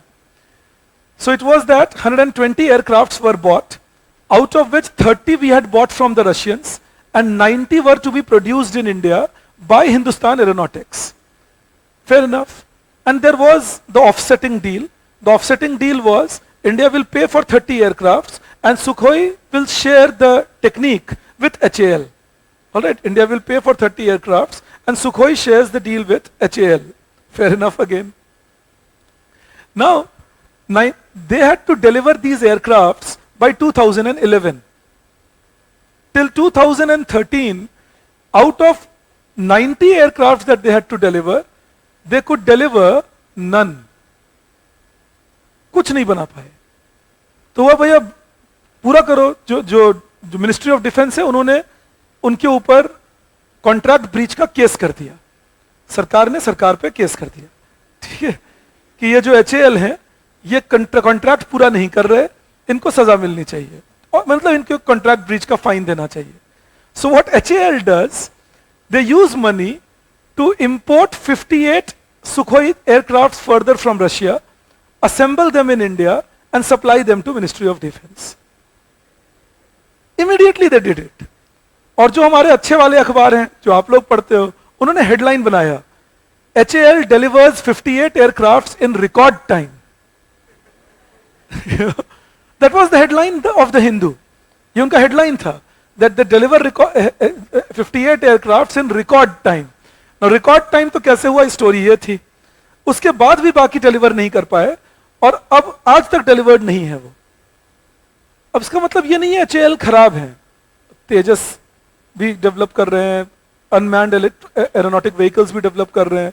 मतलब ये है कि अगर आप एक private company टालासेक जो Tata company है उनको बोलोगे 470 एयरक्राफ्ट के लिए इनको ट्रस्ट करो, तो इनका ट्रैक रिकॉर्ड वो नहीं बताता. Nobody will trust them for 470 aircrafts to be delivered on time from an enterprise which could not deliver it on time for its own government in a defense deal. So when somebody says, oh, why the order was not given in India, we are not capable to deliver that order. And there is no shame in that. We are not a capital intensive capital surplus country. We are rather a capital scarce country. We don't need to make airplanes in our country immediately. We can always import them. We can learn their technique, and maybe over 10-15 years, India can learn how to make an aircraft. Aircraft is not such a big deal, no, that because of that I'm losing a lot. So understand the pointers like these. Alright, that import करना कुछ उतना हाँ, और सोचो 470 aircraft import कर रहे हैं, उसकी हमें बहुत तकलीफ है, लेकिन एडिबल ऑयल इंपोर्ट करते हैं, कोई तकलीफ नहीं दिखाता. अग्रेरियन कंट्री है. Ukraine is supposedly an industrial country. Indonesia is an industrial country, and we import edible oil from them, but we are not saying that why are we doing it. We are importing toys from China. हमारे भगवान हमें बनाकर वो हमें बेच रहे हैं. Made in China Ganesh ji, made in China Ram ji. क्यों भाई, इंडिया बनाए, उस पर हमें आपत्ति नहीं है, वो मेड इन चाइना रहे. एयरक्राफ्ट जो बनाने की हैसियत नहीं ठीक से, वो मैं खुद बनाऊंगा, लेकिन toys, clothes, caps, edible oil जो बनाने की हैसियत है अपनी, वो मैं नहीं बनाऊंगा. कैसी अजीब सी हरकत करते हैं हम लोग. इसीलिए वहां हैं जहां हैं. Unless we don't understand these things, we will remain behind the curve. So grow up on these, produce these, earn your money, pay for the other things. अब तुम्हारे मन में कभी कभी ये भी आ सकता है, सर लेकिन एयरक्राफ्ट जो है महंगा है ना, बहुत वैल्यू बहुत इन्वॉल्व है. कितना, एक बार खरीदोगे 15 साल चलेगा. एडिबल ऑयल हर साल $20 बिलियन का मंगाते हो, 20 साल एयरक्राफ्ट चलेगा, $400 बिलियन का डील, $20 बिलियन सिर्फ एडिबल ऑयल मंगाते हैं, 20 साल तक हो गया $400 बिलियन. ये इसी के लिए कहता हूं पढ़ाने लिखाने वक्त दिमाग देना चाहिए बच्चों को. वो चूंकि हम नहीं देते तो आगे चल के ऐसे एनालिस्ट बनते हैं. Air India is needed to help people when they get stuck up outside. So sorry, but that is what I used to read about Air India. You need Air India because if Indians will get stuck up abroad, then it's Air India which saves people. Private sector will never agree that they should be saved. We sold Air India in October 2021. Our children got stuck up unfortunately in Ukraine in February 2022. We could save all of them and bring them back to India. We didn't need an Air India for that. This is what yours truly had been saying for 10 years. That we don't need an Air India for that. मैं मजाक भी करता था कि हाँ air India से बाहर के बच्चों को बचाएंगे और देश में कुछ आपदा आ गई तो स्कूटर इंडिया के स्कूटर पे जाएंगे बच्चों को बचाने के लिए. ये कैसी बात कर रहे हैं? What kind of logic? I see people blinded by ideology. किसी तरह बचाना ही है. This is blinding of ideology. तो उससे तुम्हें सेव कर रहा हूं. That this is something you should be careful about. People will give you all sorts of logic somehow to save upon things. That's not reform per se. Now we study the reforms one by one. तो अब ये बातें दिमाग में रखना जो exports and all पे बोलता जा रहा हूं, आगे इस पे बिल्डअप करूंगा. You write, you give a heading, liberalization.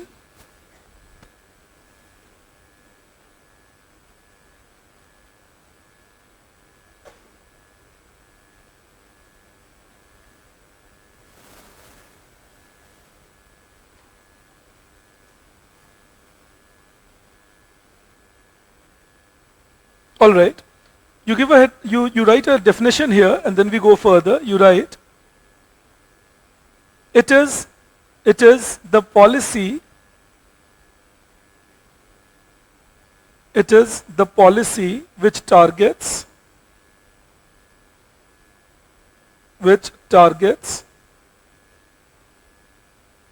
simplification of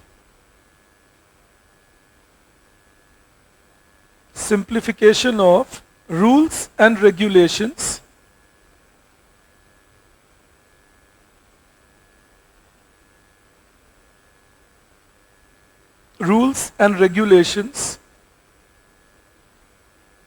so that people can easily follow them.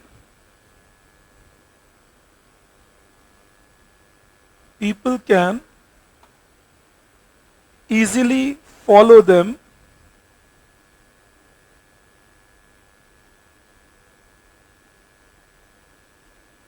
such that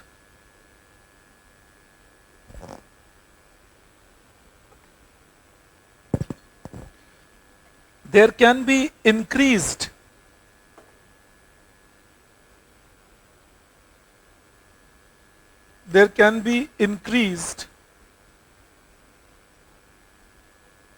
participation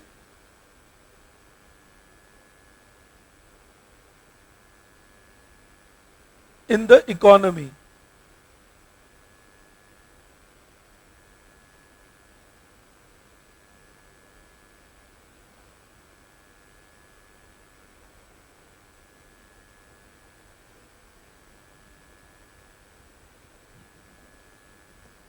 Okay, there are two, three things some of your friends have said. I'll quickly convey it to you. One is that about public sector, banks and all, one of your friends says, maybe there is a sense of security and no fear of risk when it comes to PSUs and banks. This no fear of risk from PSUs and banks and sense of security is same as what some female would derive if the male tells her, I will save you. उतनी ही security है इसकी जितने mails के कहने पे female मान लें. कोई मेल बोलते हैं ना, अरे कुछ होगा मैं देख लूंगा, और अगर फीमेल मान ले ये देख लेगा, उसकी औकात नहीं देखने की भाई. अगर 8 लोगों ने घेर लिया तो 2 लोग उसका हाथ पकड़ेंगे, 2 उसका पैर पकड़ेंगे, 2 मुंडी पकड़ेंगे, फिर भी 2 बचे हैं पीटने के लिए. As long as the man is not a spider man. But sometimes I see females also trusting, ये देख लेगा. बेचारा हैसियत ही नहीं देखने की. उसका कोई हैसियत हो, कितने भी तगड़े हो, लंबे हो, मोटे हो, कुछ भी हो, हैसियत नहीं. 8-10 लोगों के आगे कैसे टिकेंगे? और साथ by chance if those 8 people are armed, it settles the score after that. तो पब्लिक सेक्टर बैंक को लेकर जब आप बोलते हैं हम सिक्योर्ड हैं, आप सब लोग ध्यान से इस बात को सुनिएगा, मैं पहले भी बता चुका हूं, फिर रिपीट कर देता हूं. जब पब्लिक सेक्टर बैंक में आपको सिक्योरिटी नजर आती है, सरकार को नहीं आती. अगर सरकार को आती होती, there would have been no need of Deposit Insurance and Credit Guarantee Corporation of India.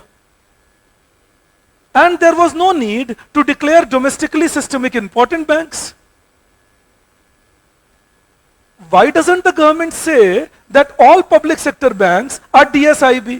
Now, in case you say, sir, it's implied, they won't let public sector bank collapse. Then why do they say that apart from HDFC and ICICI, the 2 private sector banks, SBI is a DSIB? Whom we will not let collapse normally. That means other banks are not DSIB. And along with that, they say that up to 5 lakh rupees worth of deposits are now secured under the amendment to Deposit Insurance and Credit Guarantee Corporation Act of India, which I had made you write.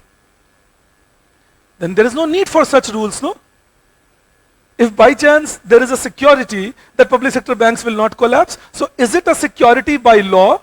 Is it an actual security, or is it a security that my make-believe system says? Hence I was comparing it to the security of a female. If the male claims I will save you and she believes he will, or maybe even better he can. I'm sorry if I am hurting your sentiments of machoism, but end of the day, you know, these realities we got to live by. Can't be helped. You know, ये तो बोलने सुनने में अच्छा लगता है, मैं देख लूंगा, तुम ये देख लेंगे मुझे, ऐसे अपना हाथ पकड़ के चलेंगे तुम्हारा तुम मुझे बचाओगे. तो ये समझाना बस यही चाह रहा हूं आपको कि ये नहीं बचा सकते भाई, बेचारे उनकी मजबूरी समझो. तो ये एक जवाब आप सब लोग ध्यान में रखेंगे, that public sector giving you a sense of security is what we have been taught and injected with. They can't give us any sense of security because there is no legal security given there. All right, always keep it in mind. So don't think that if people think they will give you a sense of security, unfortunately, they are badly mistaken. Aman, I can see your message now. Jai Hind. And another question I see is that what is the context of the term "Soot Boot Ka Sarkar"? That was a term which was used by Rahul Gandhi ji when the Land Act was passed, and these rhetorics go on in India. They just go on. You know, somebody will be called Shehzada, somebody will call Soot Boot Ka Sarkar, somebody will debate what's the price of Prime Minister's suit, somebody will decide what's the price of the Congress party members' clothes. But imagine, this is what I call the random error terms of Indian politics. The Prime Minister can wear a 10 lakh rupees suit. What's that got to do with his ability? Or for that matter, his honesty? उनके ability और honesty का क्या लेना देना? मैं खादी का कपड़ा पहन के अगर करप्शन करूं चलेगा? गांधी टोपी पहन लूं तो और बढ़िया। आप सोच के देखिए, this is symbolic that I am wearing a Gandhi cap, I am wearing khadi, symbolic है ये। This has nothing to do with a person's actual behaviour. A person in reality can be very different. ये personality flaw है हमारे अंदर, हमारे मतलब humans के अंदर बोल रहा हूं, आप हमारे आपके अंदर नहीं। हम लोगों को देख के जज करते हैं ये कैसे होंगे। We look at them and their outward appearance makes us feel they will be like that. I have a student, she's an IAS officer now, and she would be very nicely made up entirely, all those eyeliners and everything. And people around in the class would think that she would not be a studious one. Thankfully, I would have seen her copies. So I knew that if anybody can make it from this class, she has a bright chance of making it from this class. She made it in her second attempt, And that is my point, that this is ridiculous to judge somebody on how they look. And I have seen people looking very studious, but God, when I see their copies. So the looks don't matter. I mean, I can look something, but that doesn't make me what I am. What I am can be very different. So you got to be careful there, that when you talk about Soot Boot Ka Sarkar, or when you hear these jibes, or when about Rahul Gandhi ji, it is said that, oh, he has got all dynastic purpose and all. Possible, you can't survive. The nepotism part can introduce you to the system. It can't make you survive in that system. Rahul Gandhi ji has not been able to survive. He loses each and every election he contests, barring some exceptions here and there in the regional satraps. Ashok Gehlot ji ko hata do Rajasthan se, फिर देखते हैं जीतते हैं या नहीं। तो regional सत्रप्स के भरोसे जीतना उनकी लीडरशिप थोड़ी हुई, और वो तो वैसे भी क्लैंडस्टाइन लीडर बोलता हूं मैं उनको, सीक्रेट लीडर, पोस्ट नहीं लेते लेकिन अथॉरिटी रखते हैं। मैं कांग्रेस का प्रेसिडेंट नहीं बनूंगा, लेकिन बनेगा वो जिसे मैं चाहता हूं। मैं प्रधानमंत्री नहीं बनूंगा, बनेगा वो जिसे मैं चाहता हूं। ऐसे थोड़ी सरकार चलती है, वैसे चलाते हैं। लेकिन ये कहना कि वो डायनेस्टिक है, अगर डायनेस्टिक होने से सिर्फ चल जाती बात, तो सभी के बच्चे जो है वो कुछ ना कुछ अच्छा ही कर लिए होते, नहीं कर सकते। और ये हर जगह पे ट्रू हो जाता है, पर हम लोग इसके साथ रह लेते। इसका मतलब ये बिल्कुल नहीं कह रहा हूं मैं कि dynastic system is good. I am only saying people can't survive on that basis. They may get one chance, that can be, yes, that is a big chance they can get. But beyond that, people reject them, whether politics or Bollywood or sports. They won't go beyond that, they'll be rejected. You need to have stuff to survive. और अगर nepotism को stretch करूं, तो हम सब उसके product हैं, क्योंकि सब अपने अपने पेरेंट्स से पैसा लेके ग्रो करते हैं। उनके बेसिस पे अगर पापा को जरूरत पड़ती है किसी को जाकर बोलने की, जरा देखना मेरा बेटा है ये, तो जाकर बोलते हैं, और बोलते हैं यार मैं अपने बेटे के लिए नहीं बोलूंगा, किसके लिए बोलूंगा। उल्टा बेटा शिकायत भी करता है, मेरे लिए नहीं बोलोगे आप। तो यही तो नेपोटिज्म हुआ कि आप जाकर बोलो मेरे लिए, और बस बोल ही तो रहे हैं, थोड़ा फीस ही तो दे रहे हैं। तो ये समझिए आप, ये एक wrong pattern of thought process होता है। But anyways, coming back to the talk I was trying to do to you, suit boot का सरकार, taking on jibes, these are done because we want to make people believe that this is a mechanism by which you can win things. That is the basic idea. Alright, that is how we want to make people believe things. So whether it is on the party in government or it is on party in opposition, both of these are not fully justified, either ways. And another question I see is that why doesn't India make toys, etc., is what I'm going to explain to you as to why India doesn't make toys, etc. Alright, that is what we will do when we will learn why we have not done, or the lack of structural reforms in India. So that is one by one that I'm going to take you into. Now, what kind of liberalization did we do? So liberalization, again I repeat, means simplify the rules, simplify the regulations, make it easier for people to participate. For example, if you have 10 clearances to take, before you can register yourself as a business, if we can reduce them to 5 clearances or 2 clearances, if we can make it a single window clearance, all that is doing a liberalization based reform. Alright, that is making policies liberal, that people can participate in it. First thing you write in that, industrial liberalization. तो आप ऐसे लिख सकते हैं, one liberalization,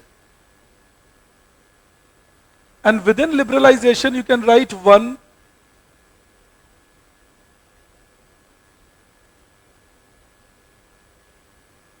industrial liberalization,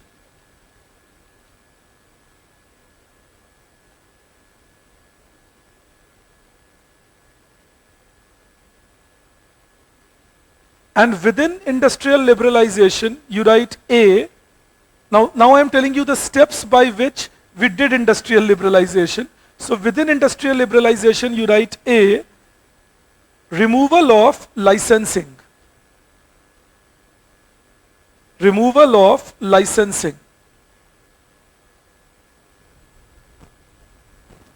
This was the first industrial reform, liberalization that we did in industrial liberalization. You put a dash and write, licensing was removed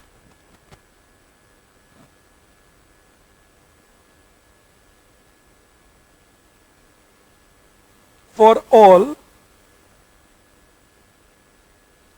except 18, except 18 industries. Licensing was removed for all except 18 industries in 1991.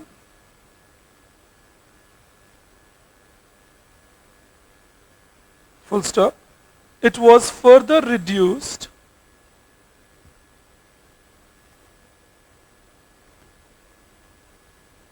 to 5 industries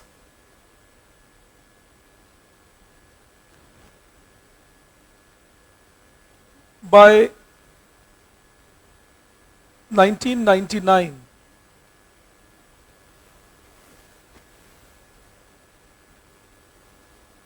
They are alcohol. Now these are the 5 industries where licensing has been continued. Alcohol, ALCOHOL, alcohol, comma, cigarettes, comma, industrial explosives,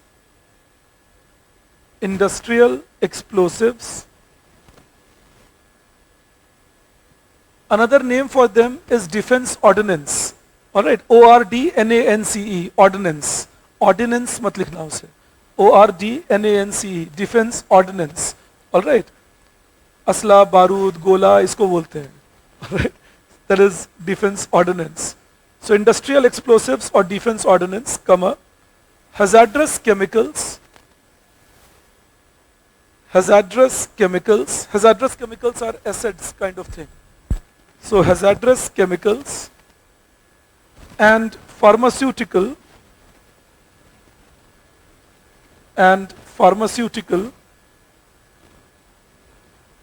comma, electronic aerospace,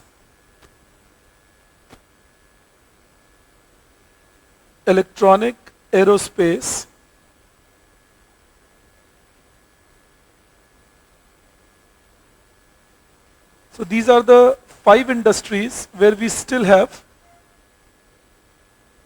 hazardous chemicals and pharmaceuticals एक ही हैं. So these are the 5 industries. Electronic aerospace, the easiest way is satellites. That's electronic aerospace. Drones, that's electronics aerospace. We need licenses there. You write in the same thing. Licensing was replaced. Licensing was replaced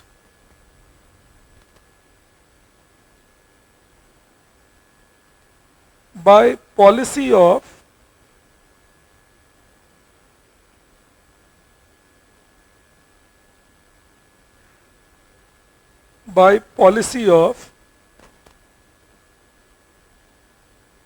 conditional permission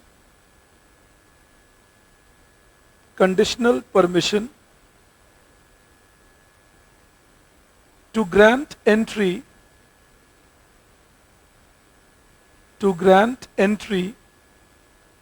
to any firm in the market. Grant entry to any firm in the market. I'll tell you what that means. Conditional permission implies that I am giving you set of conditions And if you fulfill those set of conditions, I will permit your entry into the market. All right, so there will be 10 conditions, 5 conditions, 12 conditions that I have set for you. And if you fulfill those conditions, you are allowed to enter the market. That was set of conditional permission. How is that an improvement over licensing? 3 ways. Keep them in mind. The first way, it is an improvement because government has no discretion in choosing now who will enter the market. In a licensing, the government has the discretion who can enter. But in a conditional permission, anybody fulfilling the condition could enter. You understand that? So that was the advantage of conditional permission. That government did not have a choice on who can enter. It was anybody having the permission who could enter. The mic? Can you hear it now? Okay. The second thing that comes in that, second benefit of that was, in licensing, government had the discretion to choose when can you enter. I give license to 2 people and then I'm not giving license to others. I give license to 2 people and then I'm not giving license to others. Now you have the discretion to choose when can you enter, but in the new system, anybody fulfilling the conditions at any point of time has the discretion to choose when can you enter. Anybody fulfilling the condition at any point of time had the discretion to choose when can they enter. I'll tell you what I mean. मैं licence दे रहा हूं as a government, मैंने 2 लोगों को licence दिया और किसी को भी 10 साल के लिए लाइसेंस नहीं दिया. As a government, I am the one who would give license. I've given license to 2 people. Now 10 years go, I don't give license to anyone. I make the market a captive market. ये 2 लोग अब पूरी तरह market को control करेंगे. लेकिन जो नया सिस्टम लाया गया, उसमें सरकार ये चॉइस नहीं कर सकते कि कौन कब एंटर करेगा. In the new system, the government cannot make a choice as to who would enter at what time. I give a license, I give a permission. Now anybody fulfilling the same conditions can enter at any given point of time. So again, I cannot control the timing of entry. So government did not have the discretion to control people who will enter, and government did not have the discretion to control timing of people who will enter. Do I believe I reach you on this? And the system was also better because in this case, government was not fixing any amount that you could produce. Under licensing, the government will give you an amount. You cannot produce more than 100 units, and you cannot produce more than 200 units, and you cannot produce less than 80 units, that kind of a thing. In this new system, the government was saying, your deal. You produce, you do the work, depending on how you project the market. That is why it was said, be careful here, that is why it was said that now we started shifting away from controlled planning to indicative planning. That now the government was giving indications. We want you to do this. But government was not controlling anybody. You'll be with me on this? Third point, that is, मुझे नहीं पता था ये सब भी हो रहा. All right. Third point is that government is saying that we will not restrict you from from producing as much as you want or as less as you want. That is your discretion. Earlier the government used to fix an amount. कहते थे आप इससे ज़्यादा, जैसे तुम याद करो 90% to 120% and all का जो रेशियो होता था, अभी सरकार ने वो सब हटा दिया. बोले आप प्रोड्यूस करो, आपकी मर्जी, आपका मार्केट है. Now, I hope we are clear till here. I see this, then you write second point.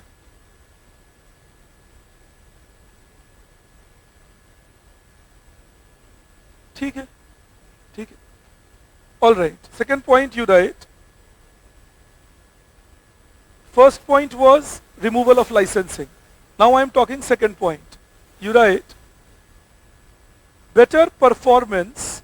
Sorry, you remove the word better performance. You first write this.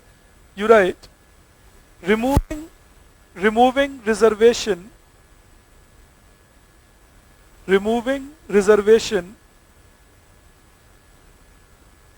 of exclusive production rights, removing reservation of exclusive production rights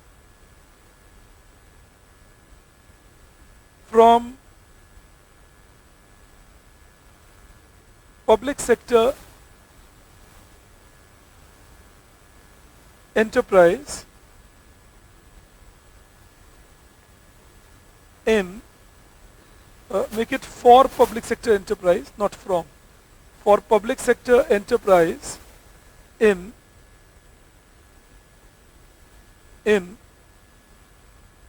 9 out of 17 industries.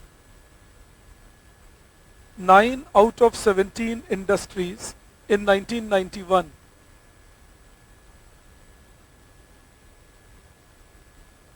Now that was one thing that was done.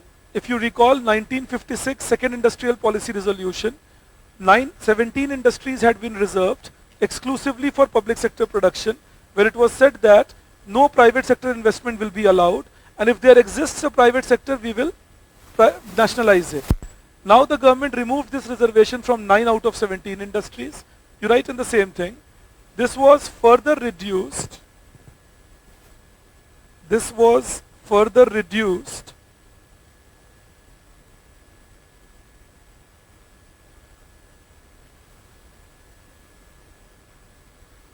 to 3 industries.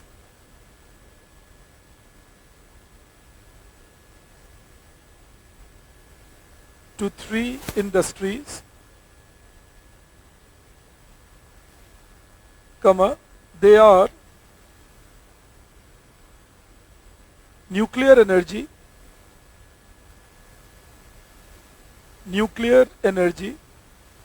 comma, atomic minerals,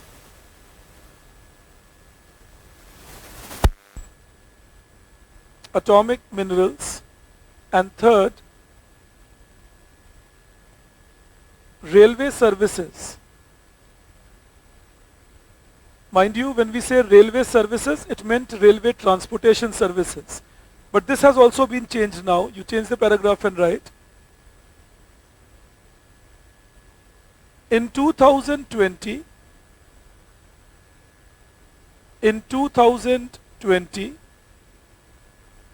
under Atmanirbhar Bharat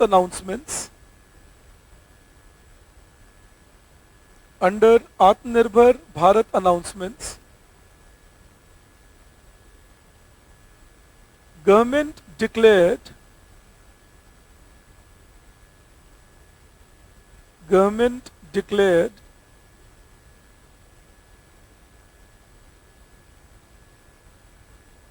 that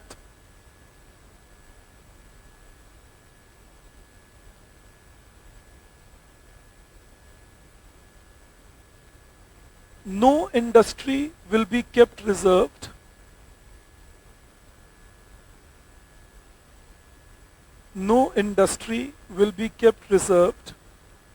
exclusively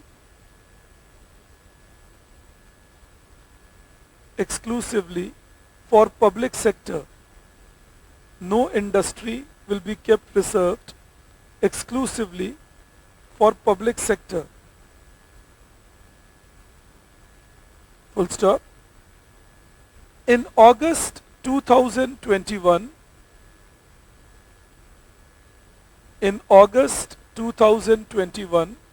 government notified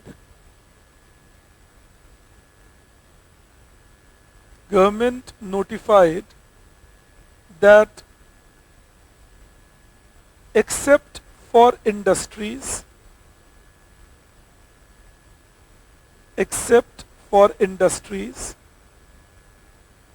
declared as core and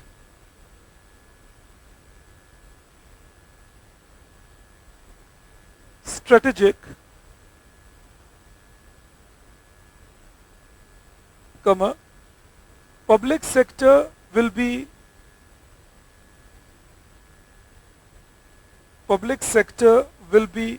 discontinued from all other industries. Public sector will be discontinued from all other industries.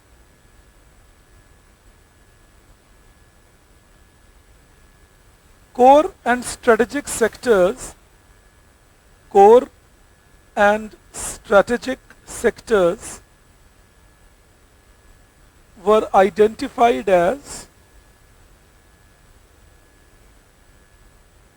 core and strategic sectors were identified as, and you can take them as ABC. So A, 4 sectors को identify किया गया है. मैं एक एक करके बता रहा हूं, आप लिखेंगे और ये प्रीलिम्स के पॉइंट ऑफ व्यू से भी इंपॉर्टेंट है, दिमाग में रखोगे. सो फर्स्ट और ए, atomic minerals,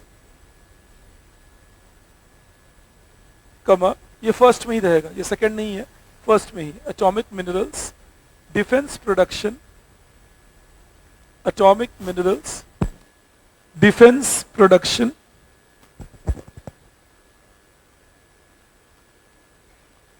and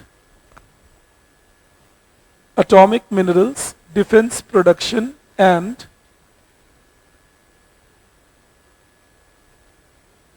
space research. Something like this, you know, atomic minerals, defense production, and space research. All right, that is first. Second, then 2, telecom,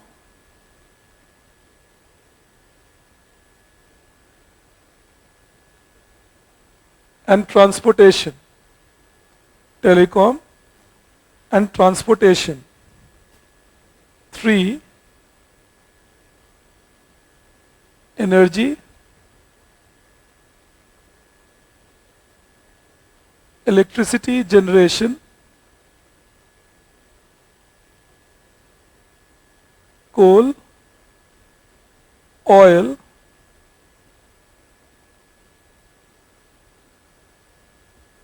and other minerals. And fourth, banking, finance, and insurance.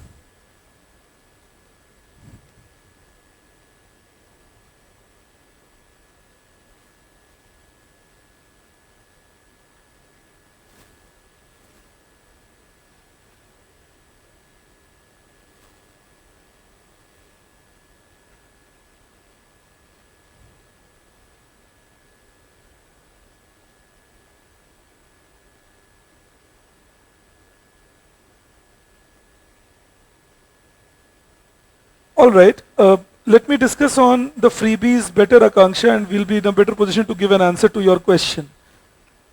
Crony capitalism and crony socialism look slightly different. Crony capitalism is when you supposedly say you have a market and then the market is actually linked by government connections. Crony socialism is when the government takes over public property or public goods or even common resources and says I'm taking over common resources for public benefit, but actually those common resources are given to private people. All right, that is crony socialism and crony capitalism, slightly different from each other. Now coming back to this, government says in future these are the 4 sectors where public sector will continue and in all other sectors the public sector will exit. All right, सरकार अब दूसरे extreme की बात करते हैं कि future में इन चारों जगह पे पब्लिक सेक्टर रहेगा और इनकी जगह बाकी जितने जगह हैं सभी से वो एग्जिट कर जाएगा. Alright, that is the announcement they made under आत्मनिर्भर Bharat, that rest all other sectors will be called non-strategic, non-core. So remember, it's the whole fulcrum moved, that earlier there were industries reserved for public sector, ranging from reserving industries for public sector to now keeping industries restricted where public sector and private sector both be there, and in other sectors public sector will not be there. Do I believe you understand this? Government is not saying, just to clarify myself again, even though I know you would have got it, government is not saying that these are the sectors where only public sector will remain. Government is saying these are the sectors where public sector, private sector, everybody will remain. Apart from these sectors, public sector will not participate anywhere else. Alright, that is what the government is saying.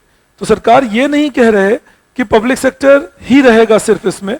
सरकार कह रहे हैं private sector अब हर जगह allowed है, public sector जो है वो इन 4 जगहों पे होगा, इनके अलावा पब्लिक सेक्टर फर्म्स नहीं होंगे किसी और इंडस्ट्री में।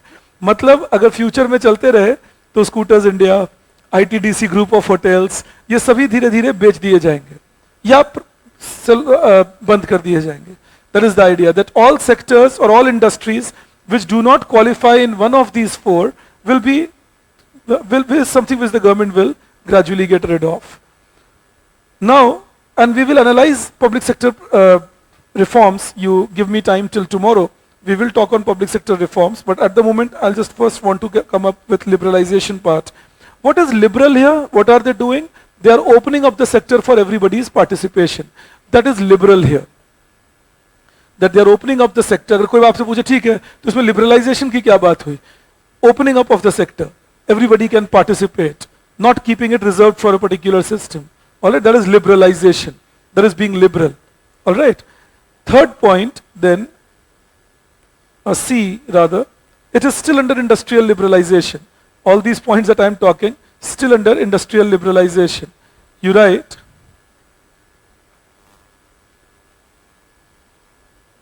government removed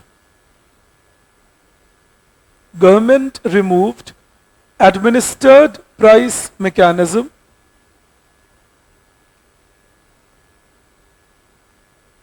government removed administered price mechanism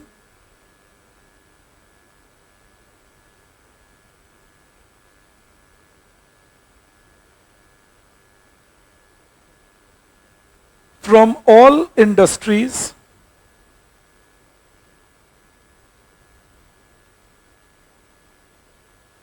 except industrial minerals. When we say industrial minerals, it's like petroleum product, coal, iron ore.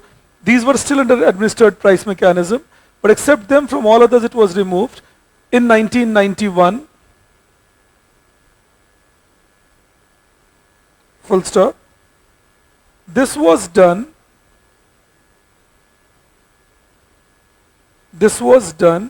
to provide increased operational freedom. This was done to provide increased operational freedom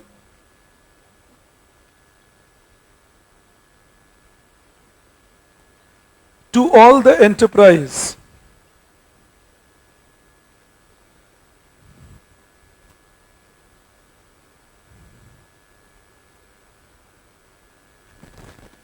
All right, there is one more question online that one of your friend asks, that Air India comes under transportation, so why was it privatized?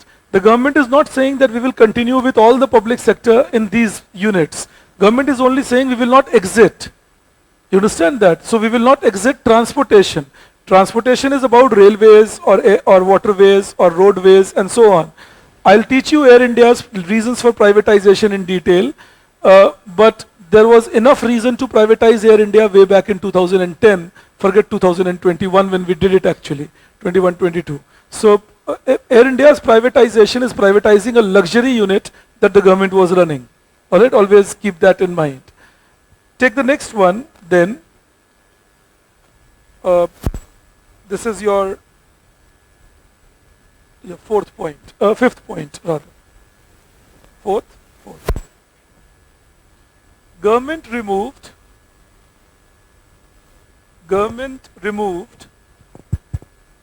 restrictive acts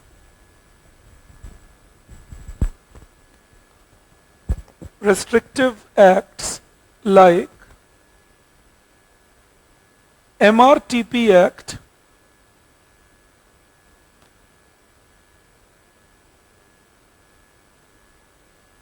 to improve ease of doing business.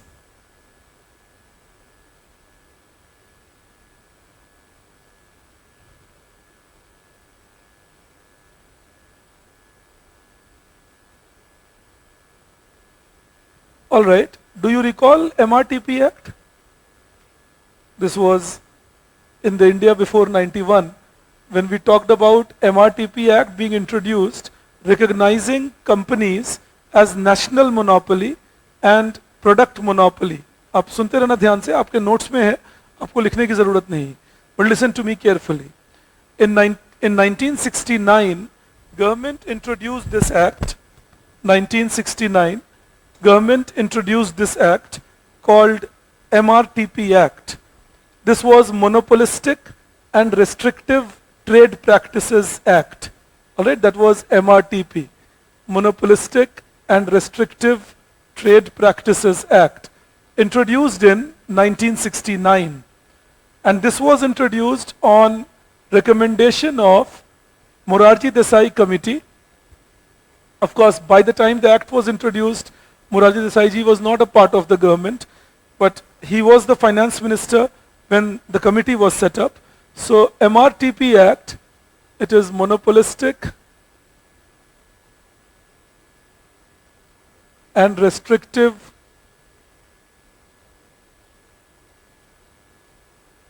Trade Practices Act,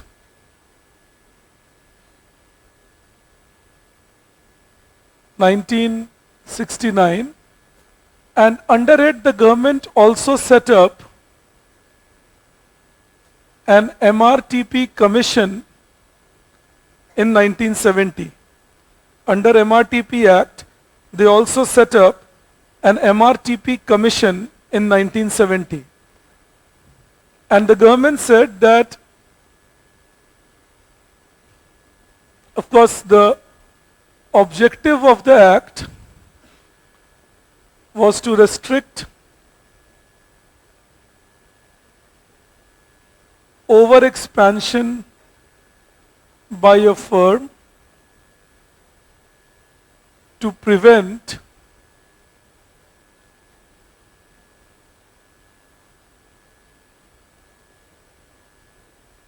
wrong market practices. That was the objective, to restrict overexpansion by a firm to prevent wrong market practices. And the government identified firms as national monopoly and product monopoly. So national monopoly were those with investment above rupees 20 crore, and they will be group holding firms like Tata Group or Birla Group or Bajaj Group, group holding firms, जो multiple businesses में थे. Alright, this will be called investment above rupees 20 crore, and they will be called group holding firms. Alright, the firms which will have multiple businesses. Somewhere they will be in consumer goods, somewhere in capital goods, and so on. So if they invested more than 20 crore, they were identified as national monopoly. Also remember, and this 20 crore was extended to 100 crore rupees of investment in 1985. जो मैं आपको कहानी सुना रहा था, piece मील reform और half baked reform, उसमें यह किया गया था कि ठीक है, MRTP एक्ट हटाए नहीं, we did not remove MRTP Act, but we extended it from 20 crore to 100 crore. And another was product monopoly. Product monopoly was, these would be individual firms, they will not be group firms. You can call them individual product firms. Individual product firms, like if they're making a bicycle or if they're making, say, a particular type of clothes, something like that. So it will be individual product firms. They will not be group holdings. All right. And they were called product monopoly if they invested above 3 crore and controlled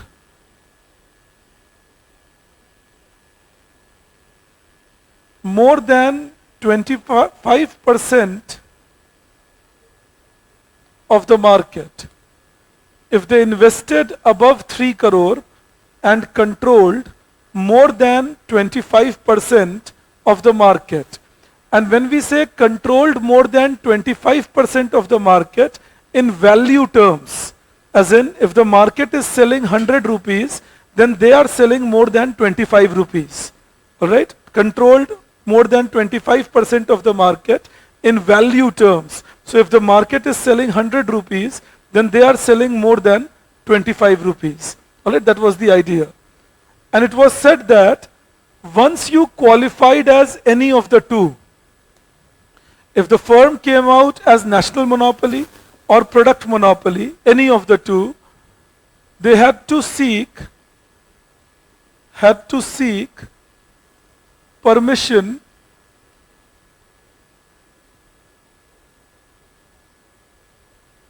from MRTP Commission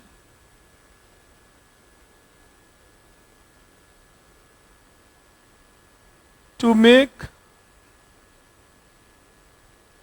any further investment.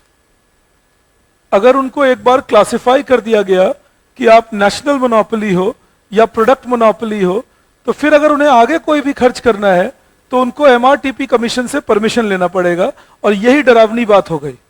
People started getting worried that now further permission will mean that if the commission refuses or if the commission delays, then we can't even grow properly. This kind of a rule resulted in two negative things. There were two disadvantages that were observed. Two disadvantages of this rule. First disadvantage that we had of this rule, there were two disadvantages of this rule. First disadvantage that we had of this rule was that firms stopped growing. Many firms which were genuine, which were honest, they said let's not grow. अगर ज़्यादा grow करेंगे तो इसके चक्कर में फंस जाएंगे. But if they stop growing, they lose economies of scale. So that was first disadvantage. Discouraged investment.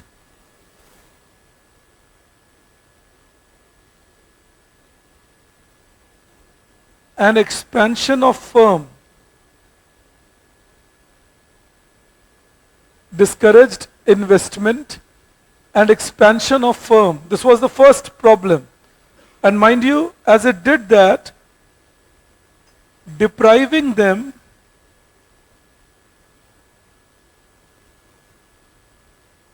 of economies of scale. और अब बहुत दिनों तक अब ये रोना रोते रहे लिबरलाइजेशन के बाद कि हमारे फर्म छोटे हैं, हमने कानून ही ऐसे बनाए. We made rules which would keep our firms small.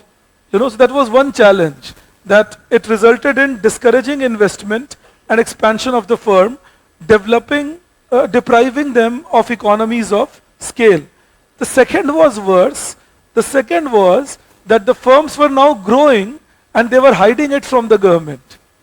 The firms were growing, they were hiding it from the government, creating nepotism, creating rent seeking and inefficiency of reporting. Alright, so that was the second thing. Firms did not disclose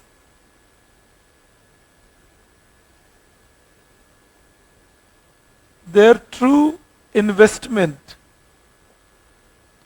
Firms did not disclose their true investment.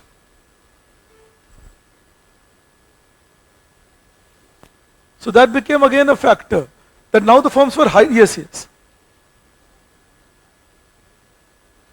The problem was that in those days, even today you would see, government permissions are hard to get by. You need to be well connected. You need to be knowing somebody in the office. And even if you know, even if you are connected, somehow the files would not move. आपका काम हो रहा है, अच्छा करवा रहे हैं, फिर 5 बार भागो, तो लोग सोचते थे नहीं, जब तक बहुत ज़्यादा स्टेक पे नहीं है, let's not go in that category. So, again I repeat, the firms which were legitimate or genuine, they wouldn't grow. And those who knew, okay, I'll break the system, I've been breaking it for long, they would go ahead and do it. All right.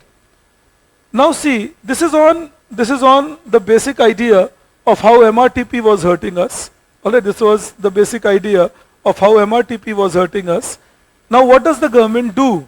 So you write below that in 1992, 91, sorry. In 1991, the government repealed MRTP Act, REPEALED. REPEALED, repealed. Repealed means taking back. Repealed MRTP Act and replaced it by Competition Act,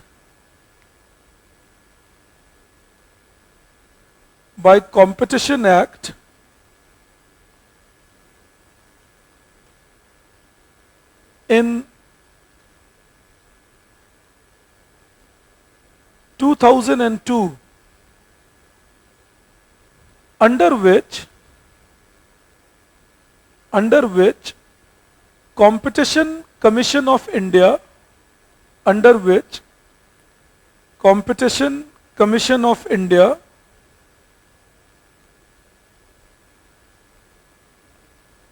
was set up in 2009. Now, this speed is our enemy. We talk a lot about reform, then we talk more about reform, then we talk more about reform, and then after we have done all the talking, then maybe 10, 15, 20 years down the line, we feel, okay, now let's do it. We have talked so much and we have made the people understand it. That's how we have been. 1991, we repeal MRTP Act. It takes us 11 years to bring a new act, and then takes us 7 more years to bring a commission. So, and these are all procedural delays. Court mein cases kar dete the log. Small things would become too much of a discussion thing. So all this became a problem. That was our challenge of liberalization, again, to begin with.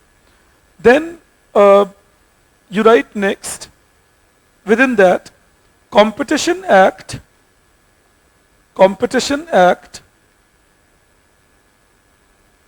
was more, or is more productive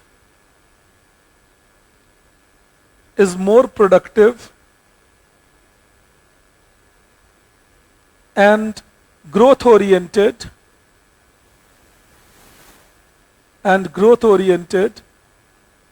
as it does not discourage competition,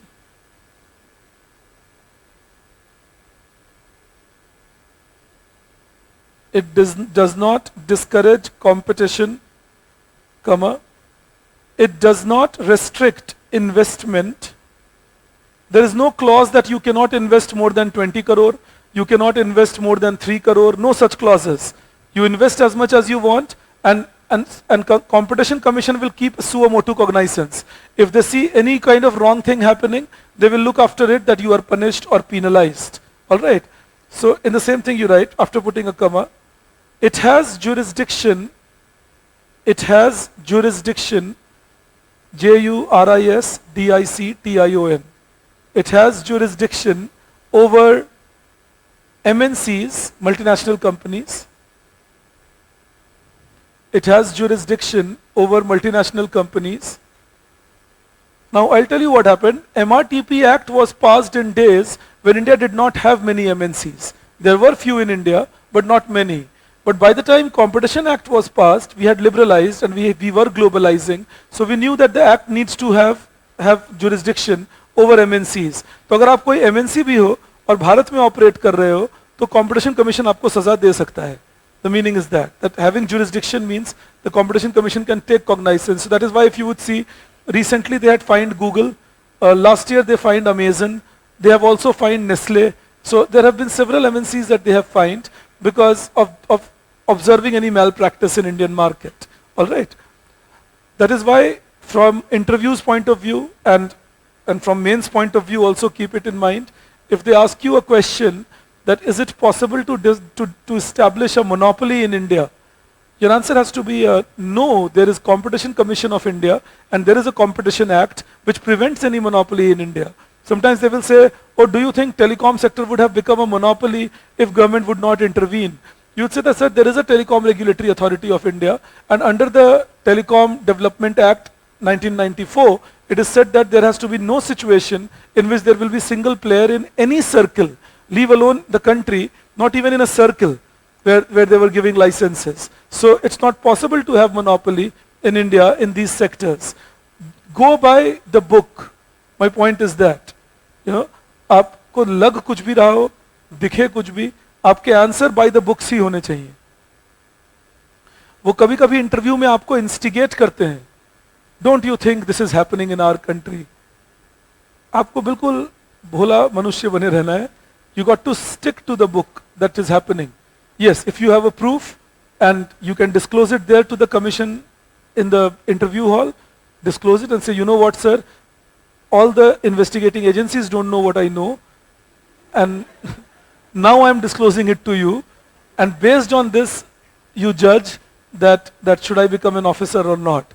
But unless you don't have any such cat out of your bag, do not take a stand about which you cannot defend. Because they don't even tell you that you cannot defend. They simply mark you low because you take it as they take you as a person who believes what the person reads without going into the details of what exactly it implies. तभी मैं class के शुरुआत में आपको warning दे रहा था about, say, when I talked about how if somebody says promoting Adanis and Ambanis, ये गड़बड़ बात हो जाती है, यहाँ आप फंसेंगे क्योंकि बोर्ड भी आपको कभी कभी कहेगा, don't you think government is correct in promoting Adanis or Ambanis because that will help in India's industry to grow? तुम्हें लगेगा अच्छा ये मीन कर रहे हैं कि प्रमोट करती है सरकार. वो चेक कर रहे हैं कि तुम इस बात को सपोर्ट करते हो या नहीं. तुम्हारा इमीडिएट आंसर ये होना चाहिए कि नहीं सर, ऐसा कोई दिखता तो नहीं है कि वो लोग उनको प्रमोट कर रहे हैं. एलिगेशंस आते रहते हैं, but in a democracy it's normal to see this, but we see no evidence that would suggest that there is any such policy by the government, nor is the government on record of suggesting any such policy. पहला जवाब तो ये होना चाहिए तुम्हारा. उसके बाद आगे बात बढ़ेगी, तुम बात जवाब दो, but be careful, they give you leading questions sometimes and they will do it very innocuously. तुम जितने transcripts पढ़ोगे ना, तुम्हें एक बात मिलेगी, oh they were very nice to us, they did not say anything wrong, there was no duress in the interview. Of course, the best way to disarm you is to make you comfortable. Then you speak out the truth. अपने अंदर की बात तुम्हारी निकलवानी है तो पहले तो तुम्हें कंफर्ट जोन में लाना होगा ना. उसके बाद तो तुम बोलोगे अब मैं कंफर्ट में वो बोलूं जो मेरा मन बोलता है. Now you are gone, that is they have disarmed you. Choubey sir तो ये भी बोलते हैं इंटरव्यू में कि अगर तुम खाना खाए नहीं खाए तो हम मंगवाएं तुम्हारे लिए खाना, तुम खाना खा लो फिर इंटरव्यू दे देना. ऐसे बातें करते हैं. He says all this in the interview. If you have not taken food, have food and then sit and take the interview. Sometimes people like Lieutenant General Shukla, he says, be comfortable, we are only here to talk. If you don't feel like answering, tell us I don't feel like answering. इसका मतलब ये थोड़ी तुम कहोगे sir I don't feel like answering. They are giving you the comfort, they are giving you those basic things to make assure that okay, you be comfortable. Also it is in a positive sense to reduce your nervousness. They know that you will be nervous sitting over here and they are all people sitting around. That all is cool. But you don't have to leave your guard when you are in a public space. You have to watch out for that. मेरे एक student थे economic services के interview में, उनके साथ ये गड़बड़ हुआ था. इंटरव्यू बोर्ड हंसने लगा, ये भी खूब जोर जोर से हंसने लगे. अच्छा तुम वो कथक सीखते हैं, बहुत अच्छा. तो वो बोले तुम कथक सीखती हो, ये तो बहुत अच्छी बात है. वो बोले मेरी बेटी भी सीखती है, तुम्हारे पास भेज देंगे सीखने के लिए. सर भेज दे मेरे से. अरे तो दोस्त यार नहीं है वो. Senior people हैं, शांत रहो, have a smile, play formal, go by the books. I keep repeating that.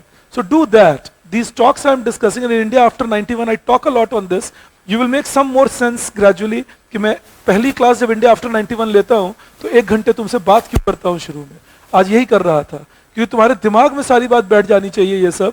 That I have to go by the books. I will use these facts. And then I will use my language. My language doesn't have to be accusatory in nature. My language has to be solution oriented in nature. ये बात बोलने की जगह देखो एक ही बात है, तुम दो तरह से बोल सकते हो या लिख सकते हो डिपेंडिंग ऑन किस एग्जाम में हो, मेंस में हो या इंटरव्यू में हो. You can either write there is absence of enough testing facility in India, an absence of credit facility in India, due to which MSME are not doing good, harming industrialization in India. और यही बात लिखो, क्योंकि लिख तो दो ही line पाओगे क्योंकि उतने ही वर्ड्स हैं. यही बात लिखो, if there are more testing facilities created and more accessibility to quality testing, along with that, if there are better credit facilities created, then MSME development in India can be made even better. एक ही बात बोल रहे हो. जरूरी थोड़ा तुम the Hindu का interview नहीं दे रहे ना कि हाँ तुमने क्रिटिसाइज किया अब तुम हुए हमारे आदमी. You know, it can't be that. You are appearing to be an officer. So if you are appearing to be an officer, officer-like attitude is being positive. Officer-like attitude is being solution-oriented. Officer-like attitude, most importantly, is having faith in my system rather than being skeptical about it. And I don't know whether you will appreciate it or not, but even in your mains answer writing, they keep testing you for these skills. It's not that they don't test you for these skills. Whether they will give you 55% or they will give you 40%, a lot depends on whether you are, what kind of skills you are showing to them, what kind of person are you. So be a positive person. Say I'm solution oriented. I have faith in this system, hence I'm willing to join it. So once you have developed, and this is habit, believe me, this is just habit. कभी कभी तुम्हारी गलती भी नहीं होती. साल, 1.5 साल, 2 साल के अखबार पढ़ने की वजह से हमारे लैंग्वेज में ये क्रीप इन कर जाता है. हम बिना रियलाइज किए ये बातें लिखने लगते. अभी उस दिन अनिरुद्ध मुझसे मिलने आए थे, मैं उनको भी करेक्ट कर रहा था.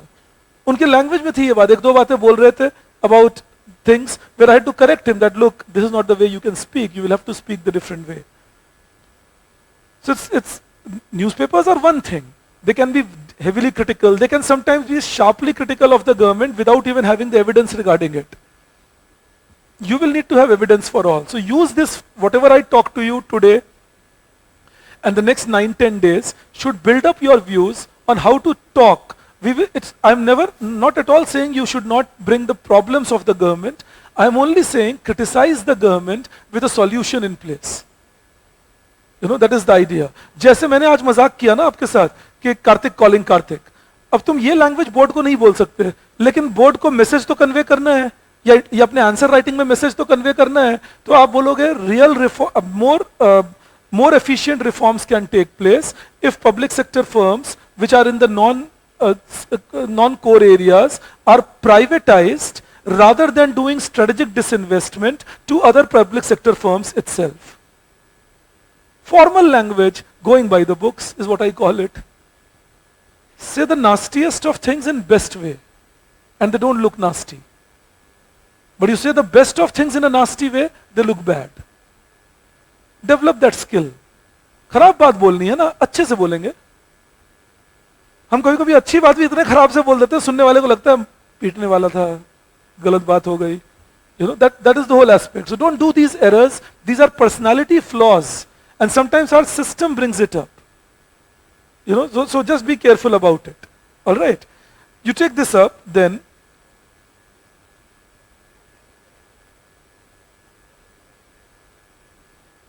no, natural monopolies, you can bring competition which are multiple competitions, like we did in telecom. 4 firms brought in together. All right. Normally you would see natural monopolies began with public utilities. They would be either all with the government, electricity and so on. But now if you are changing a natural monopoly, bring competition in it by 4-5 firms given the license together, so nobody has the first mover advantage. All right. I gave an important answer. This is again a question that you should know. They can ask you this as an economics student, that if there is a natural monopoly in sectors like public utilities, then how do we make sure that there is competition? There has to be one firm only.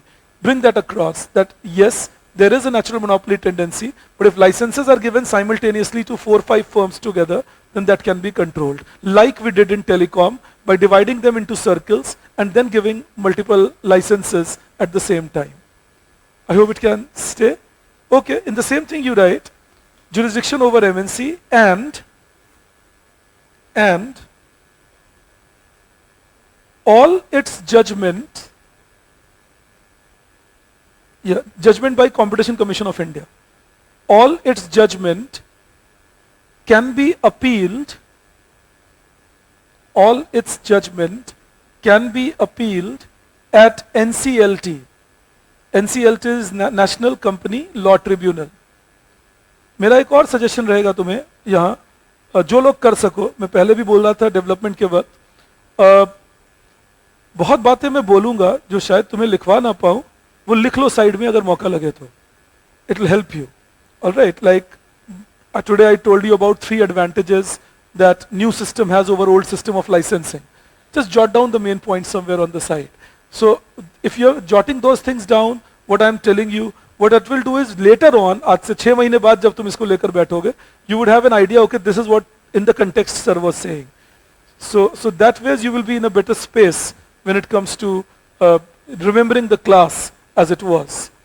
All right, then, and plus you will remain involved. Because what happens in paper like these, paper 2, is one option is that I ask you to read, come tomorrow, and then we discuss on what you have read. But the problem is not all of you will be in a position to do that. Plus, we don't have enough time for that. As in the class will need to be of 3-4 hours then, so that I can do that. But that we don't have time. So the next best option is I keep doing the discussion both sides to you, the critical analysis, and you keep writing both sides so that you have the analysis with yourself.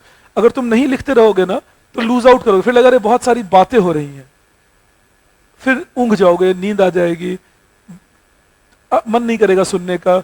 लेकिन बातें सारी जरूरी हो रही हैं। Unfortunately ये तुम्हें पता तभी चलेगा जब आंसर, जब क्वेश्चन पेपर देखोगे। अच्छा, इसलिए ये बातें बोल रहे थे वो। ऑलराइट, तो इसीलिए बोल रहा हूँ कि साथ में लिखते जाओ जो जो बोल रहा हूँ, फिर आराम से घर जाकर देखना कि लिखवा बोला क्या था, तो तुम रियलाइज करोगे कि अच्छा इस कंटेक्स्ट में ये बातें हो रही थी। Alright, that is, I used to use this method in my Indian economy classes, especially when I was taught by some wonderful people like Professor Suresh Tendulkar, because sir would be making us write 5 things, और sir तो खैर coaching institute में भी नहीं थे, मुझे तो पता है कि आप लोग कैसे हो। सर सिर्फ बोलते रहते थे और मैं लिखता रहता था, सुनता भी था लेकिन लिखता जाता था सारी बातें, और घर जाकर रीड करता था कि सर ने क्या बोला, and then it would all make sense. Okay, this is what he said and this is what he said. In the classroom sometimes I used to hear my friends saying this. अरे sir तो क्या बोलते हैं पता नहीं, एक बार में एक बात बता रहे थे, फिर अचानक कहीं और पहुंच गए। सर की गलती नहीं है, हमारी समझ नहीं है उस वक्त, तो हम उस वक्त कनेक्ट नहीं कर पा रहे कि सर इतनी सारी बातें हमें बताते जा रहे हैं। बाद में जब घर जाकर सारी लिखी बात देखते हैं तो लगता है अच्छा ये बातें कर रहे थे। You understand that? So that is what with all things, I have reached that same position where I am talking Indian economy. Now it's possible that sometimes you will feel that why is he talking, and it's not possible to make you write everything. It's just not humanly possible. So there are several thoughts that occur to me or analysis while teaching you. So you just block them up. It's very important. Now these are industrial reforms. आप एक और industrial reform add करो, उस पे आपको लिखना कुछ नहीं है, आप लिख चुके हो पहले ही. This will be your 6th point, I guess. 5th point. Okay. You write, Government has passed Insolvency and Bankruptcy Act. Government has passed Insolvency and Bankruptcy Act to make exit laws simpler. To make exit laws simpler. I hope you would recall, we talked about Insolvency and Bankruptcy Act and the benefits it has created. Then you give a heading, you write external sector reforms. This was industrial reform. Now you can write a 2. First was industrial reform, industrial liberalization. Second you write external sector liberalization. If you recall, one was industrial liberalization, and now I am making you write 2.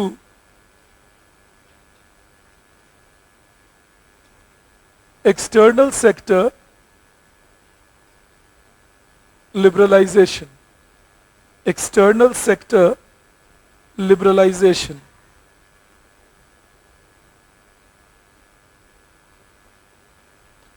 Okay, there is a question that prior to the establishment of NCLT, how could companies appeal the judgment of CCI? There used to be a tribunal of CCI itself. There used to be a competition commission tribunal. That is why they could appeal it there. And another question is that between 91 to 2002, there was no regulatory framework for monopolistic practices. There was no law prohibiting them, but then there were other laws prohibiting them with respect to control on the economy. But yes, after MRTP Act was repealed, there was no particular law. All right, MRTP commission was gone and there was no competition commission till 2009. Now these are gaps we live with at times. Now see, when we say external sector reforms or liberalization, you write one within that. So you will write A here and you write liberalization of imports, liberalization of imports, and you put a dash and write government reduced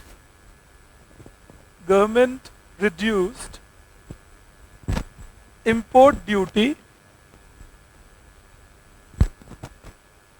government reduced import duty from an average of not functional.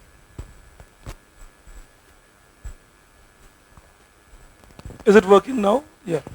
From an average of 150% in 1991 to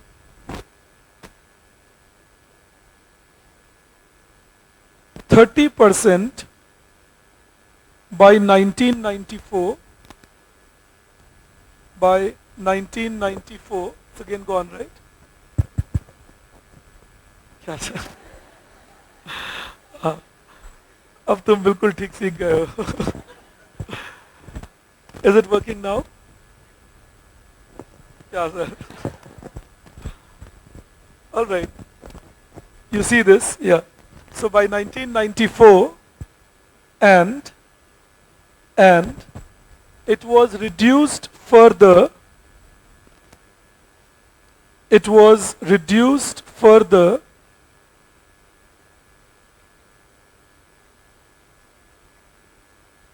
to 15% by 2016. You know, I'll tell you what happened actually. By 2014, it had come down to 13.8%, the average import duty. But then after that, India started increasing import duty a little bit. So today, the average import duty stands at around 15%. That is how the story is. All right, but still it's much lesser than where we started in 1991.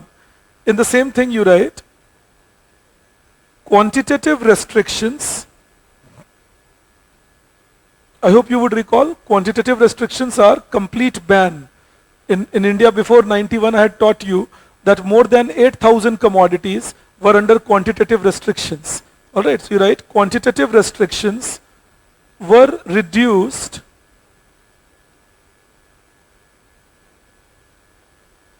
and imposed on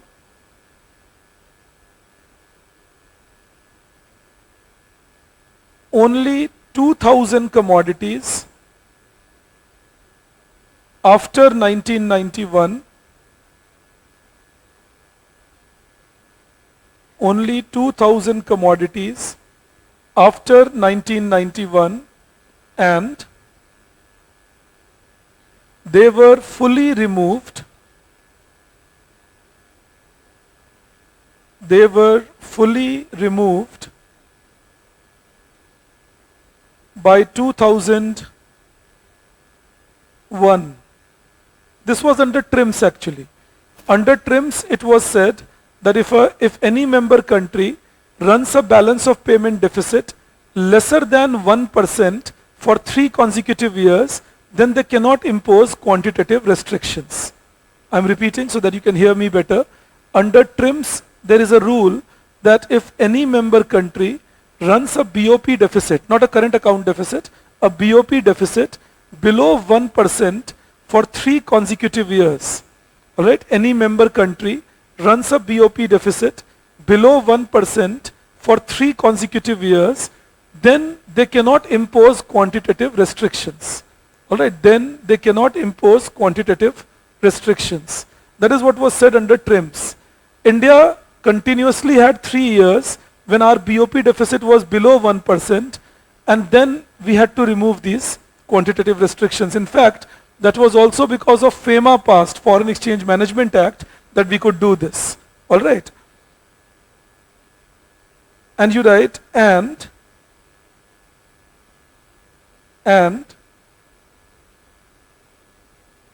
government changed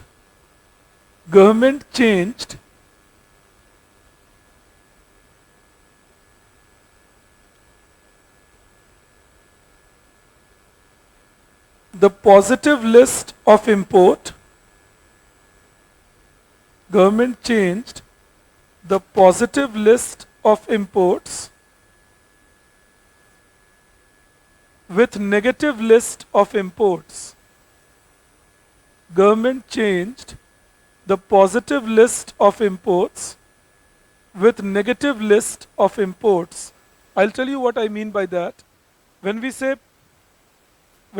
positive list of imports, positive list implies that only these commodities are permitted, given in a positive list, that okay, these you can import and the rest you cannot import. That is positive list. Negative list means group list of commodities which you cannot import, rest you can import. So whichever list is smaller, that is presented actually. So there was a positive list of 100 commodities which was presented before 91. It was said that these you can import, rest you cannot import. Post 91, the government says there is a negative list, say 10 commodities, 20 commodities. These you cannot import, rest you can import. So from a positive list of import to a negative list of import, reducing restrictions again. All right, you just write a heading. Yes.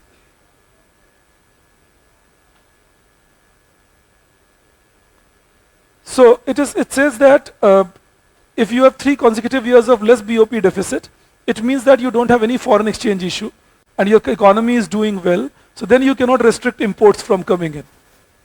All right, quantitative restrictions would mean that you are protecting your imports. They said you can increase import duty.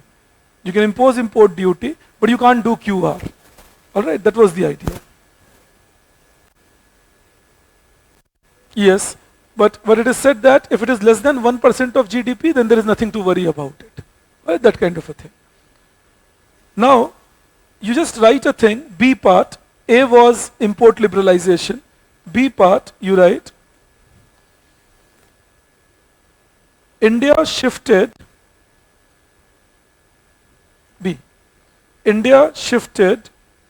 from fixed exchange rate system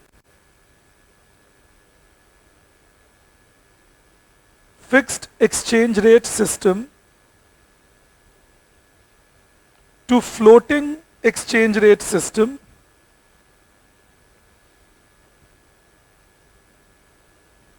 Fixed exchange rate system to floating exchange rate system between March 1992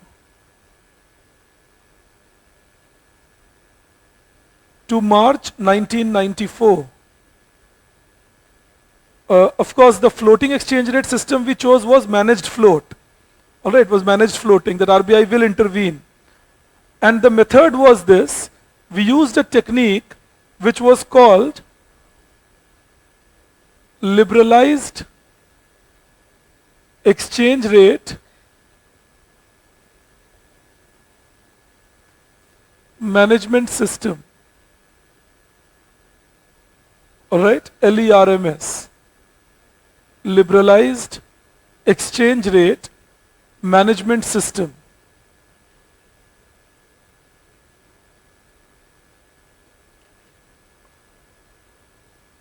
I will begin talking to you with LERMS so that we can have more time and you with a better mind than I see. Today at 9 o'clock evening, I will be meeting you for an economic survey lecture. We will begin from where we stopped it. All right, again in those lectures, you guys are the prime variables. Somebody was telling me that why do you go into so many details in these lectures? I had to tell the person also that this is for my economics optional people too. So I got to go into details, in these lectures. So you are my prime variable in that. So 9 o'clock evening we'll begin again.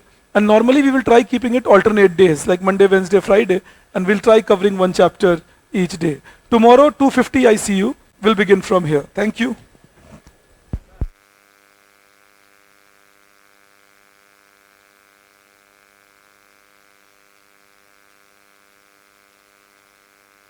controlled by being administratively more strong.